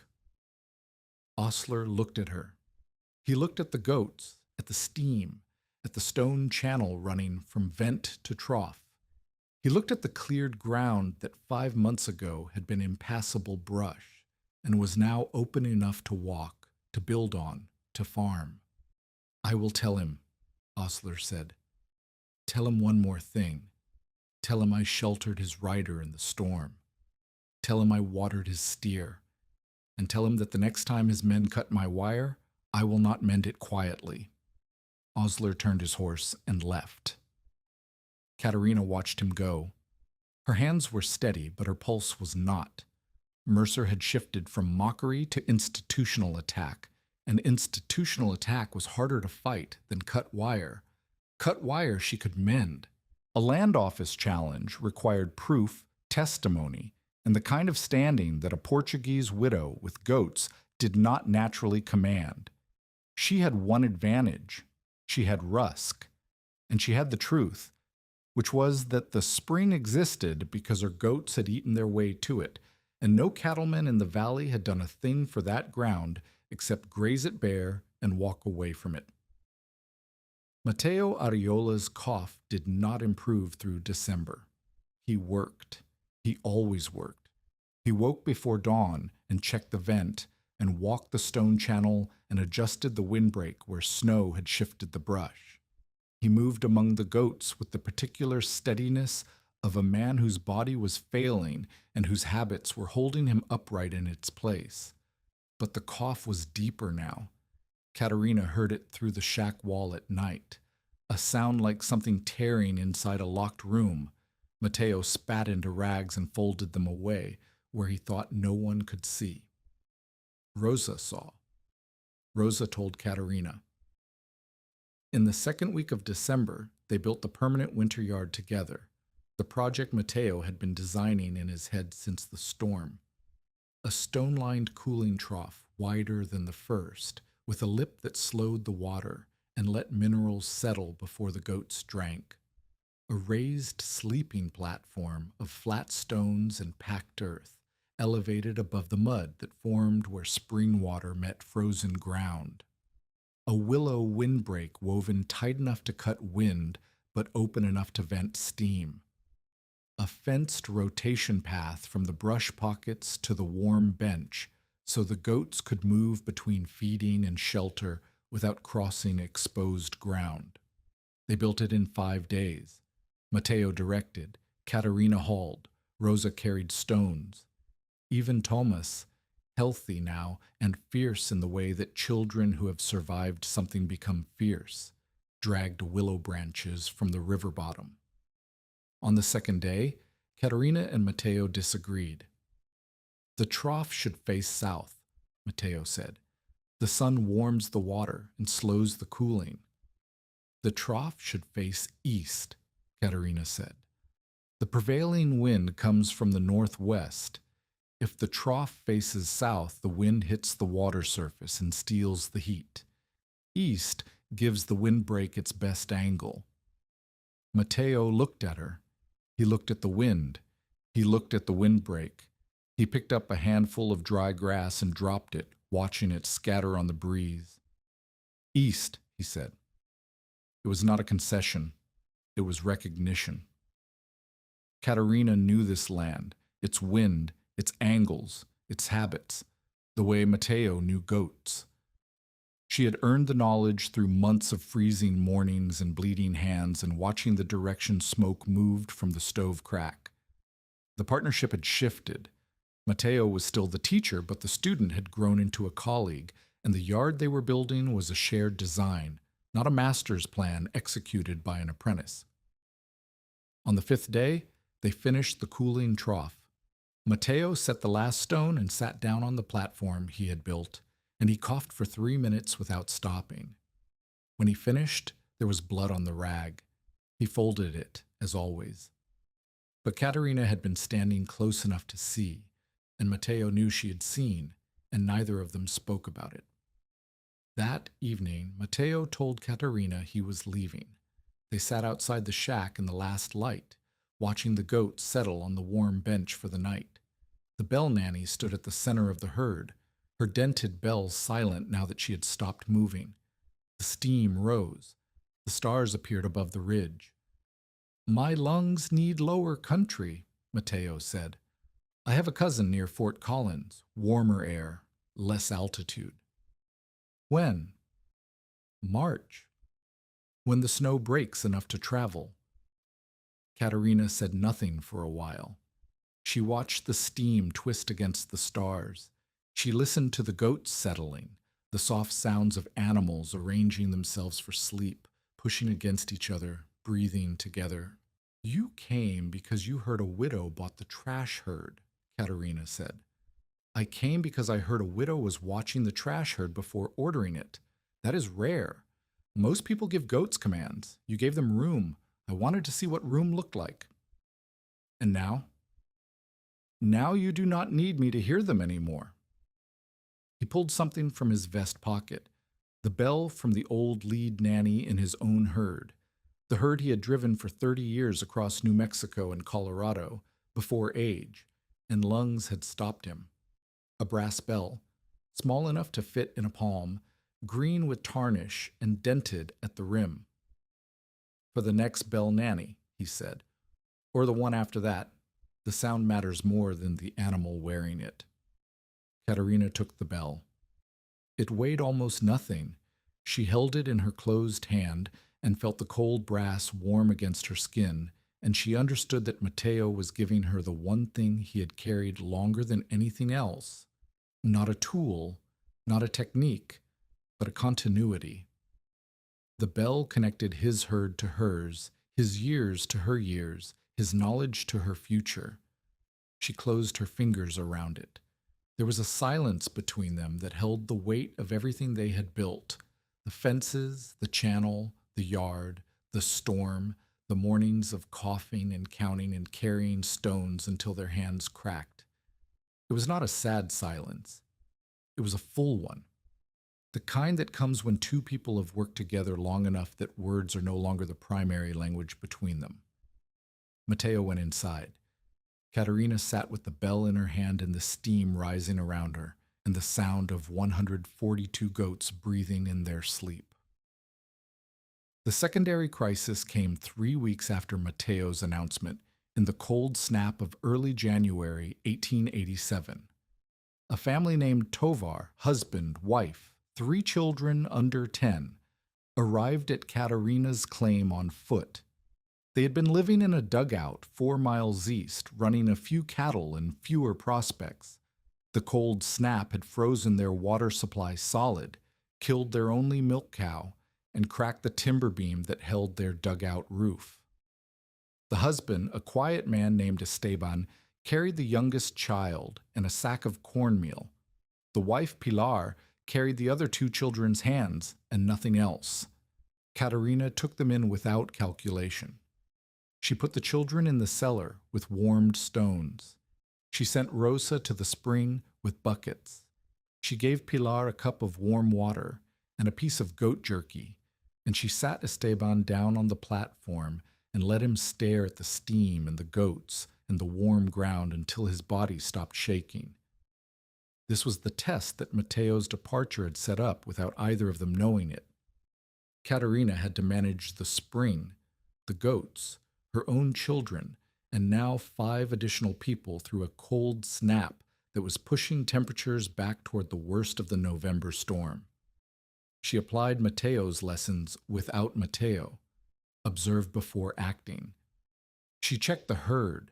The goats were packed on the warm bench, feeding well, no bawling. She checked the water. The channel was flowing. The trough was clear. The cooling distance was holding.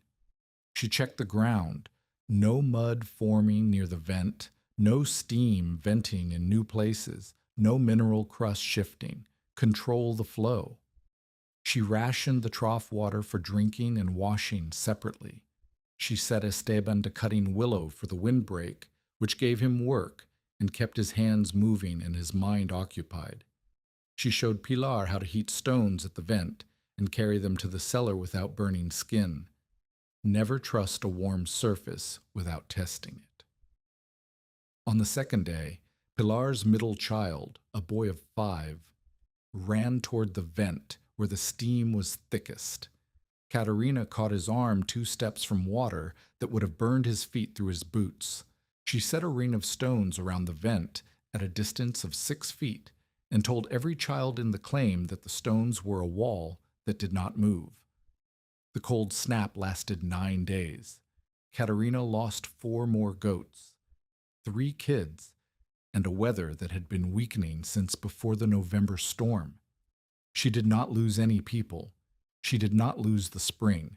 She did not lose the channel, though she had to reset stones twice when ice formed at the edge and redirected the flow. On the 6th day, Rusk rode in with news.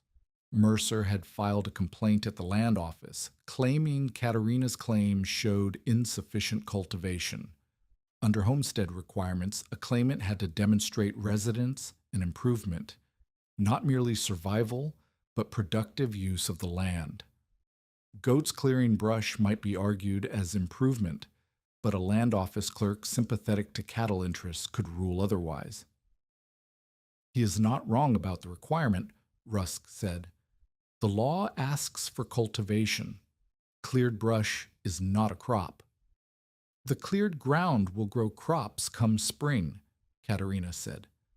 The goat manure has been building soil all winter. The ash from burned stems adds potash.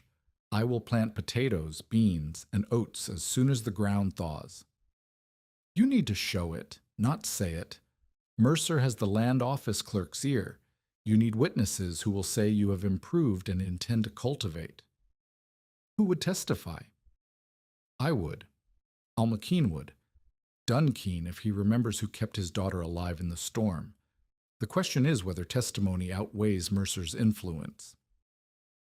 If this story reminds you why preparation matters, share it with someone who understands that survival is often built before anyone respects it.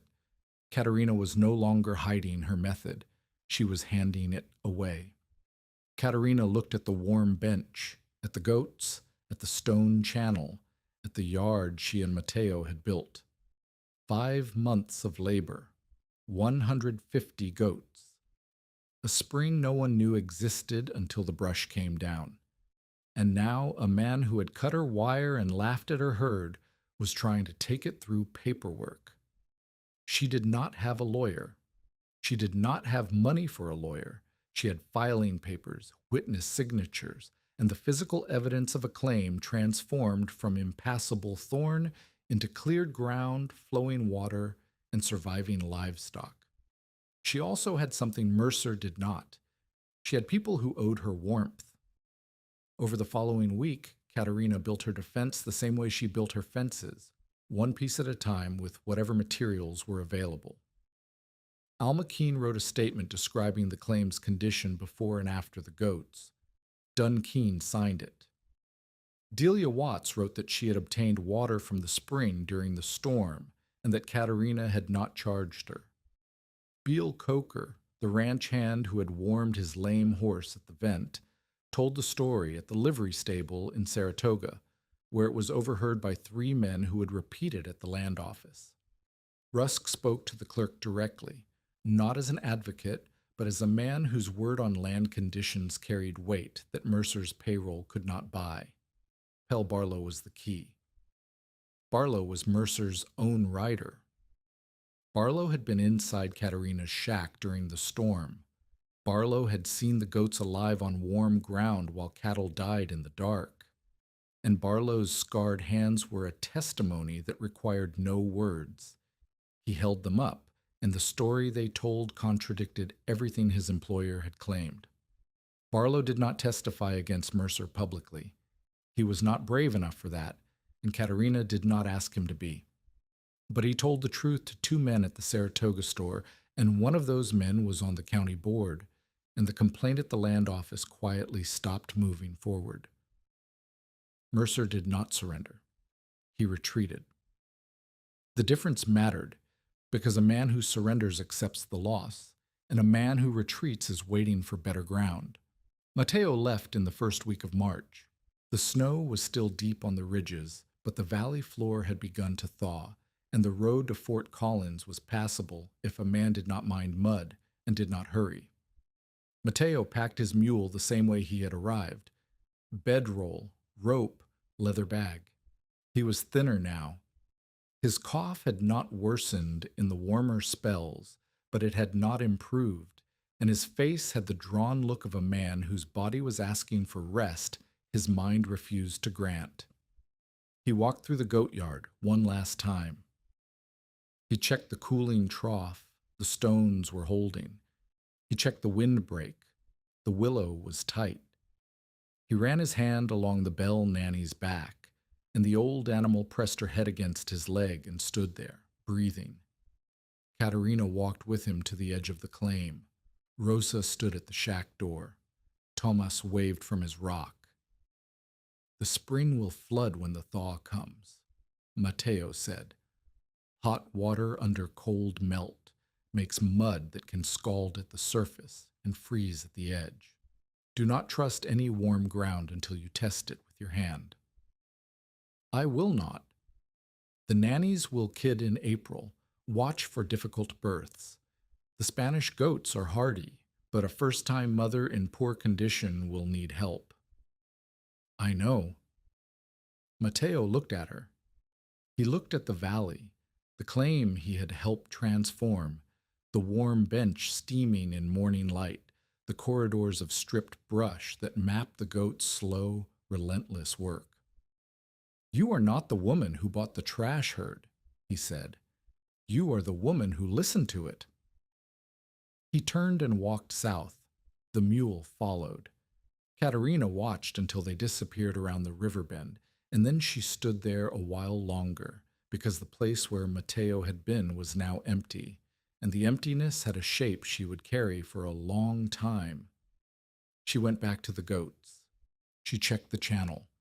She tested the ground with her hand. She moved the bell nanny to a fresh pocket and watched the herd follow the sound of the brass bell Mateo had given her, his bell, now tied to her nanny with braided willow bark.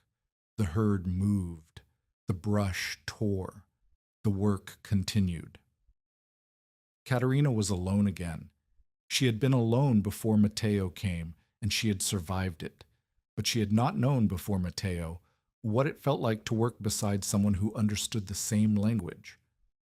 Not Portuguese, not English, but the language of watching animals and reading ground and building things that hold. She missed him the way you miss a wall that kept the wind off. Not every moment, only when the wind blew. The spring thaw proved Mateo right. In the third week of March, warm air from the south met snowmelt from the ridges, and the water table rose across the lower bench. The spring vent, which had been flowing steadily all winter, surged. Hot water spread under the goat yard, seeping through the packed earth of the platform and pooling in depressions where goats bedded. Catarina found the first scalding patch on a Tuesday morning. She was walking the yard before moving the herd, and her boot sank into mud that was hot enough to feel through the leather. She pulled back. She tested with her hand. Mateo's rule, always test, and the mud burned her fingers. She moved the goats off the platform immediately. She used the bell nanny and a willow branch, and the herd followed, and she penned them on the higher ground above the vent where the earth was frozen, solid, and safe. Then she went back and mapped the damage.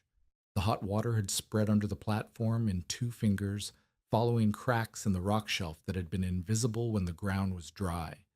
The cooling trough was overwhelmed. Water was flowing around it, not through it, creating a delta of warm mud at the lower edge. The willow windbreak was sitting in 6 inches of standing water that steamed in the cold air. She had 2 days before the goats ran out of browse on the upper ground. She had no Mateo to direct the repair. She had Mateo's voice in her head. Observe the animals, control flow, never trust a warm surface, and she had her own 5 months of learning this land's habits. She worked for 2 days without stopping except to feed the children and check the herd. She dug a diversion channel, a shallow trench lined with the largest stones she could carry, that redirected the overflow away from the platform and down the slope toward the river. She rebuilt the cooling trough with a wider lip and a deeper basin, so surplus water pooled and cooled before reaching the yard. She raised the sleeping platform by 6 inches, packing additional stones and gravel underneath to create a buffer between the hot seep and the surface. On the second day, Esteban Tovar appeared. He had rebuilt his dugout with timber Catarina had helped him source from the cleared brush, and he had come to return the favor. He worked without speaking, hauling stones from the riverbed and setting them where Catarina pointed. By evening, the diversion channel was flowing clean, and the overflow was running downhill instead of spreading under the yard. The next morning, a child from the Watts claim, Delia's youngest, a girl of 7, came running across the snow to tell Catarina that her older brother had slipped on the warm mud at the edge of the spring and burned his ankle. Catarina went. The burn was not severe, red skin, no blisters, the boy more frightened than hurt. But it was a warning. The spring was not tame. It was useful and dangerous in the same breath, and the danger increased when the ground changed, which it would do every season, every thaw, every heavy rain. She set stones around every warm seep she could find. She taught Delia the hand test. palm down 3 inches above the surface, hold for 5 seconds. If the heat hurts, the ground is not safe. She taught the Watts children the same stone ring rule she had taught her own. The stones are a wall that does not move. The secondary crisis passed. The platform held. The diversion channel worked. The goats returned to the warm bench. And Catarina understood something that Matteo had known but never stated directly. The spring was not a gift. It was a responsibility. A thing that could warm a child's body or burn a child's skin, depending on how carefully it was managed. The difference between the two was not luck. It was knowledge, the kind that came from watching, testing, failing, and adjusting, the kind that Matteo had taught her, the kind she was now teaching others. Spring came to the upper North Platte Valley the way spring comes to country that has been punished, slowly, grudgingly, 1 degree at a time. The snow retreated from the valley floor in patches. Mud replaced it. The river broke its ice in late March with a sound like cannon fire that echoed off the ridges and sent the goats pressing tight against the warm bench. The water ran brown and fast and cold, carrying dead wood and dead grass, and twice in the first week of April, the bloated carcasses of cattle that had died upstream and been locked in ice until the thaw released them. Catarina planted on the 15th of April. The ground the goats had cleared was not beautiful. It was rough, stripped stems poking from dark soil, rocks exposed, hoof prints hardened into the mud like a record of every step the herd had taken. But the soil was different from what it had been. 5 months of goat manure had darkened it. Ash from the brush stems Catarina had burned for fuel had lightened the color in streaks. The earth smelled alive in a way that the thorn-choked ground never had. Rich, organic, the smell of decay turning into possibility. She planted potatoes first, then beans, then oats. She did not have a plow. She used the hand axe and the spade and a sharpened stick, turning the soil in rows that followed the contours of the cleared ground. Rosa helped. Thomas carried seed. The goats watched from behind a hurdle, their jaws working on willow, their eyes following the humans with the mild, perpetual curiosity of animals that had learned to associate people with food and movement and the ringing of a bell. The planting was not just survival, it was evidence. Every row of potatoes was a line of argument against Mercer's land office complaint. Every bean seedling was testimony that the claim was being cultivated. Every oat stalk that pushed through the soil in May was proof that a woman with goats had done what a man with cattle had not, turned impassable brush into productive ground. Mercer's complaint had stalled, but it had not been withdrawn. The land office clerk had stopped pursuing it after Barlow's quiet admissions reached the county board, but the complaint sat in a drawer like a loaded weapon that anyone could pick up again. Catarina needed the crops to grow. She needed them visible. She needed anyone who rode past her claim to see rows of green where thorns had been. By late May, the potatoes were up. The beans were climbing. The oats stood 6 inches high in a patch of ground that 1 year earlier had been buried under buffalo berries so dense a horse could not pass through it. Rusk rode past in early June and stopped. He sat his horse and looked at the garden for a long time.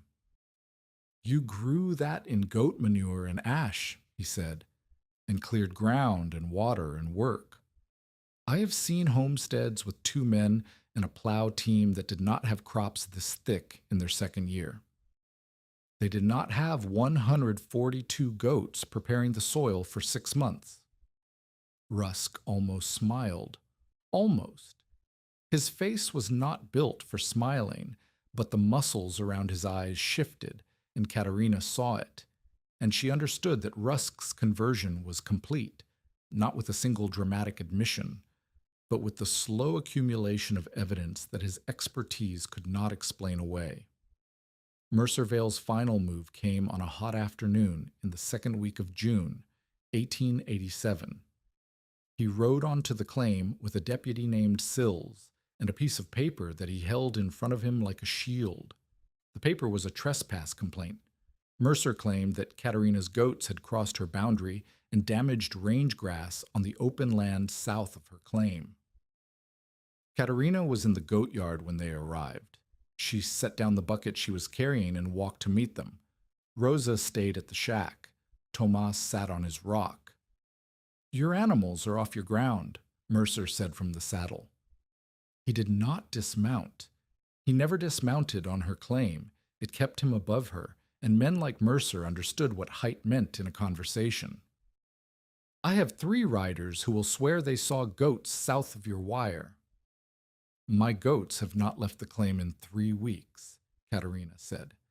"The fencing is intact. I counted the herd this morning. 142, same as yesterday, same as last week." "My riders say different." "Your riders cut my wire last September. I mended it. I doubled it. I hung tin cans on it. Nothing is left." Sills, the deputy, shifted in his saddle. He was a thin man with a careful face, and he was looking at the claim, the cleared ground, the crops, the goat yard, the steam still rising from the warm bench even in June heat, with the expression of a man who had been told he would find a mess and was finding something else entirely. "Ma'am," Sills said, "I am required to inspect the boundary if a complaint is filed." "Then inspect it. Walk the whole line. I will come with you." They walked the boundary, all of it. Mercer stayed on his horse and followed at a distance, watching. Catarina walked beside Sills and showed him every section of fence, the barbed wire she had strung and doubled, the brush barriers, the willow hurdles. She showed him the tin cans on strings that would rattle if anything pushed through. She showed him the tracks inside the fence line, goat prints, sharp and two-toed, and the absence of tracks outside it. Sills checked 3 sections where the fence crossed rough ground. The wire was intact. The brush barriers held. The hurdles were braced and standing. "I do not see a breach," Sills said to Mercer. "My riders saw goats." "They may have seen feral goats. There are feral animals on this stretch of river. I cannot file a trespass complaint against a fenced herd when the fence is standing." Mercer's jaw tightened. He looked at Catarina. He looked at the claim, the garden, the cleared ground, the warm bench, the stone channel still flowing from vent to trough. He looked at all of it, and Catarina saw in his face the particular fury of a man who had expected a widow to fail and had built his plans around that failure. And now the plans were collapsing, and the widow was still standing, and the goats were still eating, and the spring was still flowing, and there was nothing left to cut or file or claim. "This is not finished," Mercer said. "It was finished in November," Catarina said, "when your cattle froze and my goats lived. You have been trying to undo a thing that already happened, and you cannot." Mercer turned his horse. He rode south without looking back. Sills tipped his hat to Catarina and followed. They did not come back. But the valley was not finished with Mercer, and Mercer was not finished with himself. A late spring storm rolled in at the end of June, not a winter killer, but a wet, heavy snowfall that caught surviving cattle with nowhere to shelter. The open range had not recovered from the winter. Grass was thin. Water was unreliable. The cattle that had survived the hard winter were weak, and the wet snow piled on their backs and drove them into draws where the mud was deep and the footing was worse. Mercer lost 8 more head in 2 days, not to cold this time, but to mud and exhaustion and the accumulated weakness of animals that had been pushed past their limits on range that could not support them. On the 3rd morning after the storm, Catarina looked up from the garden to see Mercer Vale walking up the road on foot. He was not on horseback. He was leading 2 calves on a rope. Young animals, thin, shaking. their coats matted with wet snow and mud. He stopped at the edge of the cleared ground. He did not step onto the claim. He stood on the road with the calves behind him and his hat in his hand, and he looked at the warm bench where the goats were feeding, and at the steam rising from the vent, and at the stone trough where the water still flowed at 92 degrees. Catarina walked to the road. She did not speak first. She waited. Mercer's face was different. Not defeated. Mercer was not a man who could look defeated, because defeat required an admission his pride would not permit. But diminished. The jaw was still set. The eyes were still hard. But the certainty behind them, the absolute confidence that cattle were money and goats were waste, and a widow on a thorn claim was a problem that would solve itself. That certainty was gone. Something had replaced it that looked, from a distance, like exhaustion, but up close was something harder to name. The recognition that the world did not work the way he had insisted it did. "Tell me where to put them," Mercer said. Catarina looked at the calves. They were close to dying. Their eyes were dull. Their legs trembled. They needed warmth and water and rest in that order. "Away from the vent," she said. "Warm does not mean safe. Put them at the edge of the bench where the ground is warm but the water does not reach. I will bring cooled water in a bucket." Mercer led the calves onto the claim. He placed them where Catarina pointed. He stood beside them while she brought the water, and he watched the calves drink, and he watched the goats on the warm bench, and he said nothing else for a long time. Then, "I lost 112 head this winter, counting the spring losses." "I know. You lost 6 goats." "8, 2 more in the January cold snap, and 4 in the thaw." 8 goats. Mercer looked at the herd. Out of 150. 142 alive today, plus 11 kids born this spring, 153. Mercer did something Catarina had not seen him do in any encounter across the entire year she had lived on this claim. He laughed, not the mocking laugh of the cattlemen who had watched her drive the herd past his hay meadow, not the dismissive laugh of a man counting another person's failure. A short, hard sound that came from somewhere deeper than amusement. The kind of laugh that escapes when a man finally understands the joke was on him. "A famine with horns," he said. "That is what you called them." "I know what I called them." He looked at Catarina. "I was wrong." He did not say he was sorry. He did not say he would stop. He said he was wrong, and for a man like Mercer Vale, those 3 words cost more than the 112 head he had lost, because the cattle were the valley's loss. But the words were his. He took his calves and left when they were strong enough to walk. He did not cut Catarina's wire again. He did not file another complaint. He did not ride onto her claim without asking. The enmity did not transform into friendship. That would have been a lie that neither of them needed, but it transformed into something more useful, a grudging mutual awareness that the valley was not large enough for pretending the other did not exist. In July, one of Mercer's riders asked Catarina whether goats could clear a stand of wild rose on the Oxbow Spur's north pasture. Catarina told him the basics: rotation, fencing, timing. She did not charge. She did not help. She gave him the knowledge the way she gave everyone the knowledge, freely, specifically, and with the warning that warm ground was not safe ground. Nathaniel Bragg arrived at the claim in August of 1887, and he arrived the way useful things arrive on the frontier, through work, not introduction. He was a widowed blacksmith who had lost his shop in Rawlins to a fire and was traveling north looking for a place to set an anvil. He was 41 years old, broad through the shoulders, quiet in the way that men who work with metal are quiet, as if the ringing of the hammer had replaced the need for most conversation. He had two things Catarina needed: skill with iron and a willingness to work without assuming he was in charge. He stopped at the claim because he saw the steam. He stood at the edge of the cleared ground and looked at the spring, the channel, the trough, the goat yard, the garden, the shack with its patched roof and re-chunked walls. The whole improbable operation laid out in front of him like a drawing of something that should not exist but did. "Who built the stone channel?" he asked. "I did, with a man named Matteo Ariola. The stones at the third bend are cracking. The thermal cycling is splitting them.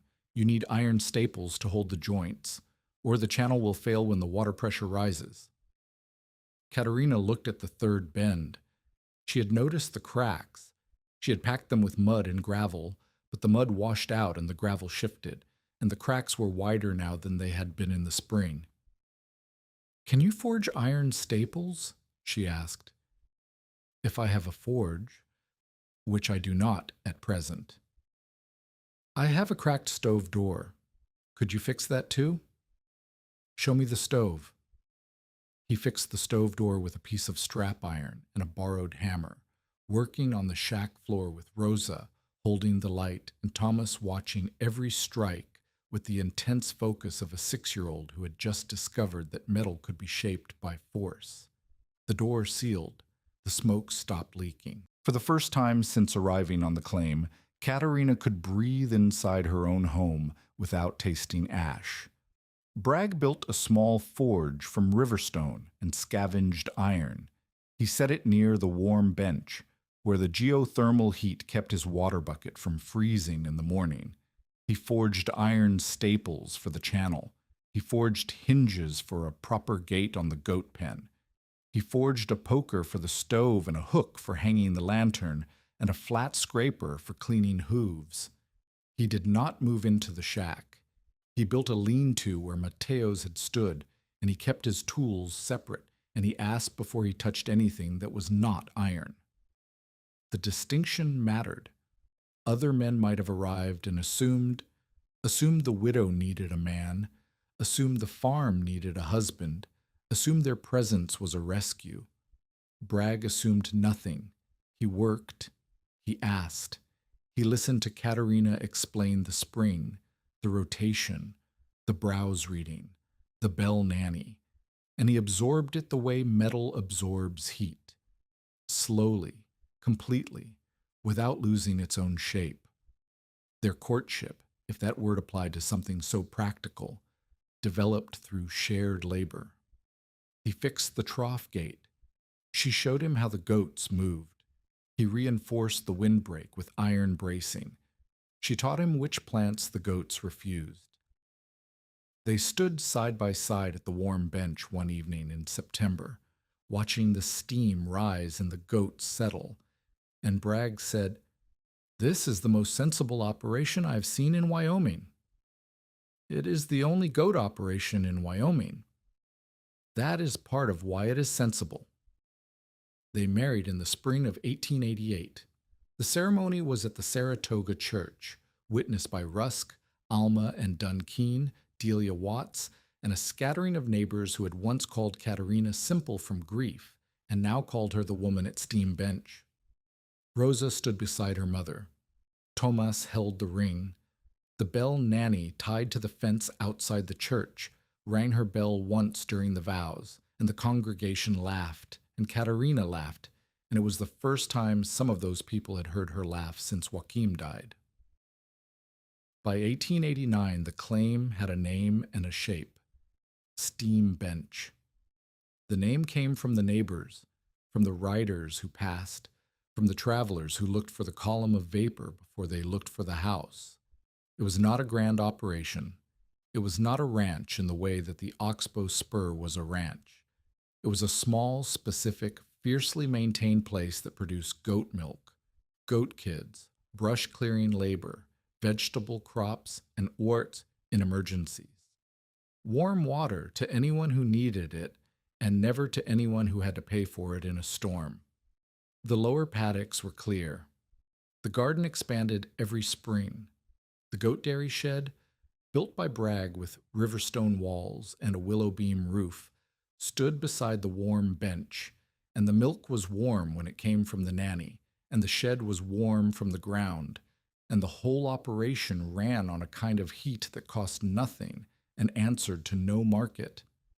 Catarina sold goat kids to homesteaders who had watched her method and wanted to try it on their own claims. She sold brush clearing labor, bringing a rotation of goats to a neighbor's thorn patch for a week, fencing them tight, moving them daily, and leaving behind ground that could be plowed. She sold goat milk in Saratoga to women who had learned that it sat easier in a child's stomach than cow's milk. And she sold, without ever calling it a sale, the knowledge of how to manage a spring, cooling distances, hand tests, stone rings, diversion channels. Alma Keene was the first to run goats of her own. 15 animals on the wild rows behind her wash shed, penned in a rotation that Catarina had designed and Alma had modified with her own observations. By the second summer, Dunn could plow ground that had resisted his team for 3 years. Alma did not say Catarina had changed her life. She said Catarina had shown her a method. The distinction was Alma's, and Catarina respected it. Rusk brought 2 more homesteaders to the claim in the fall of 1888, families who had filed on thorn-choked ground and were losing heart. Catarina walked them through the rotation. She showed them the browse reading. She showed them the pressure fencing. She made them kneel and put their hands on the warm ground, not because every claim had a spring, but because she wanted them to understand that the ground beneath the thorns was not empty. It was waiting. Not every student succeeded. A man named Grieve tried the method on a claim 10 miles south and lost 40 goats in a week because he would not rotate them off exhausted brows. A woman named Packer bought 20 goats and penned them without water access, and half died before Catarina rode down to show her what she had missed. The method was not foolproof. It was not magic. It was labor, observation, and the willingness to learn from animals that most people considered beneath learning from. Catarina taught these failures, too. She told every new student the same thing Mateo had told her.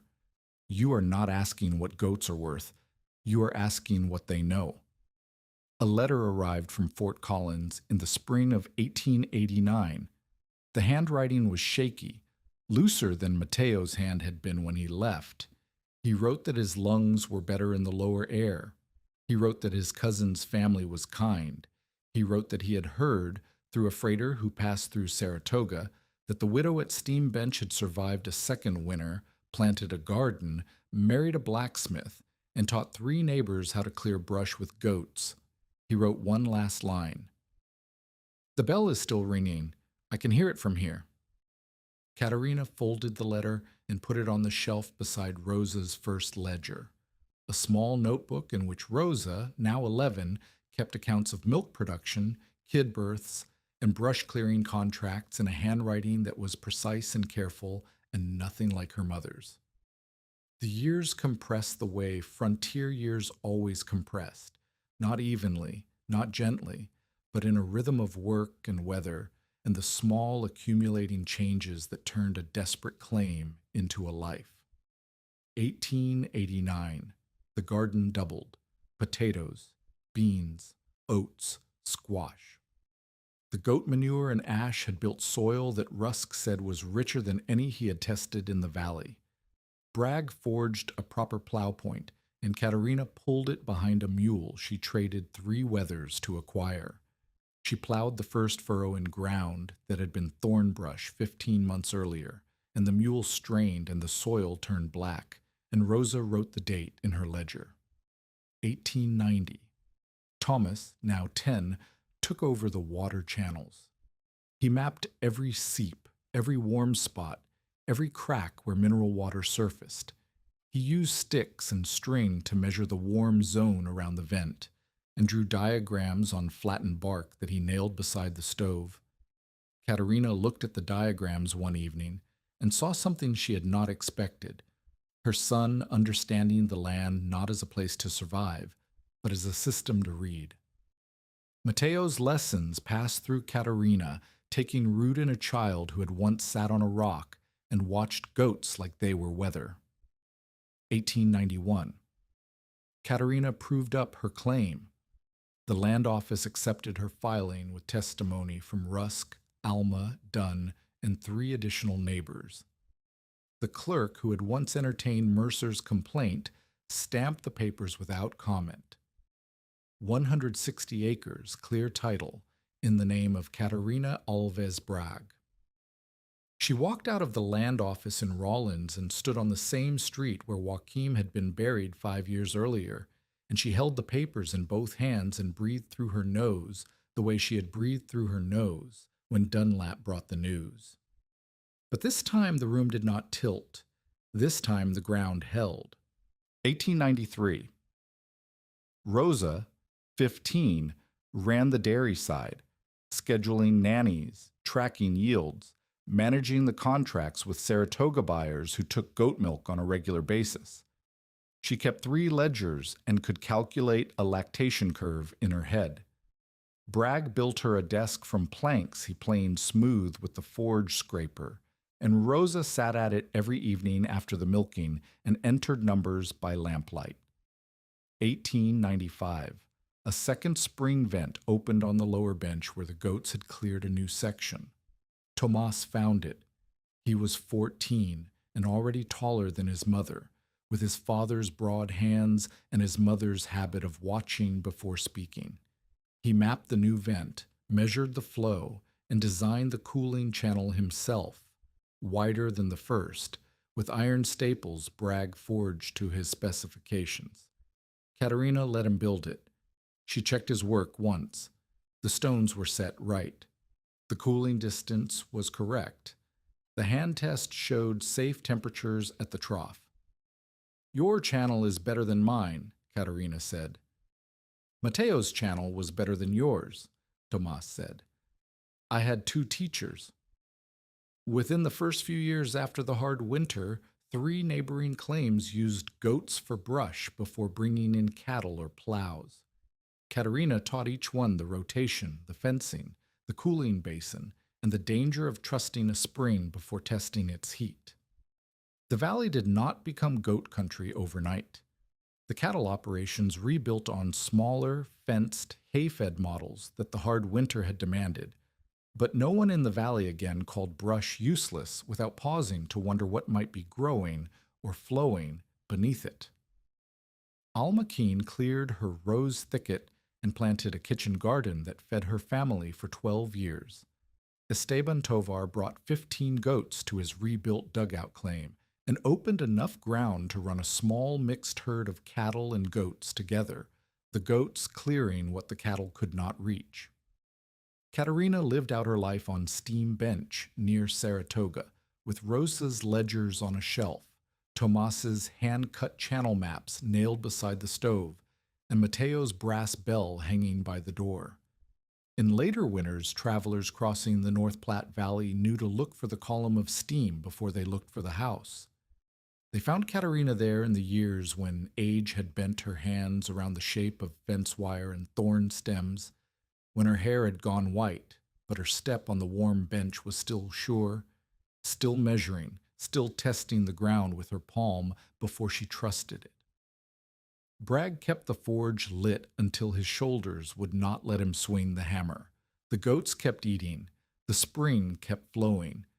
Mercer Vale had called them a famine with horns.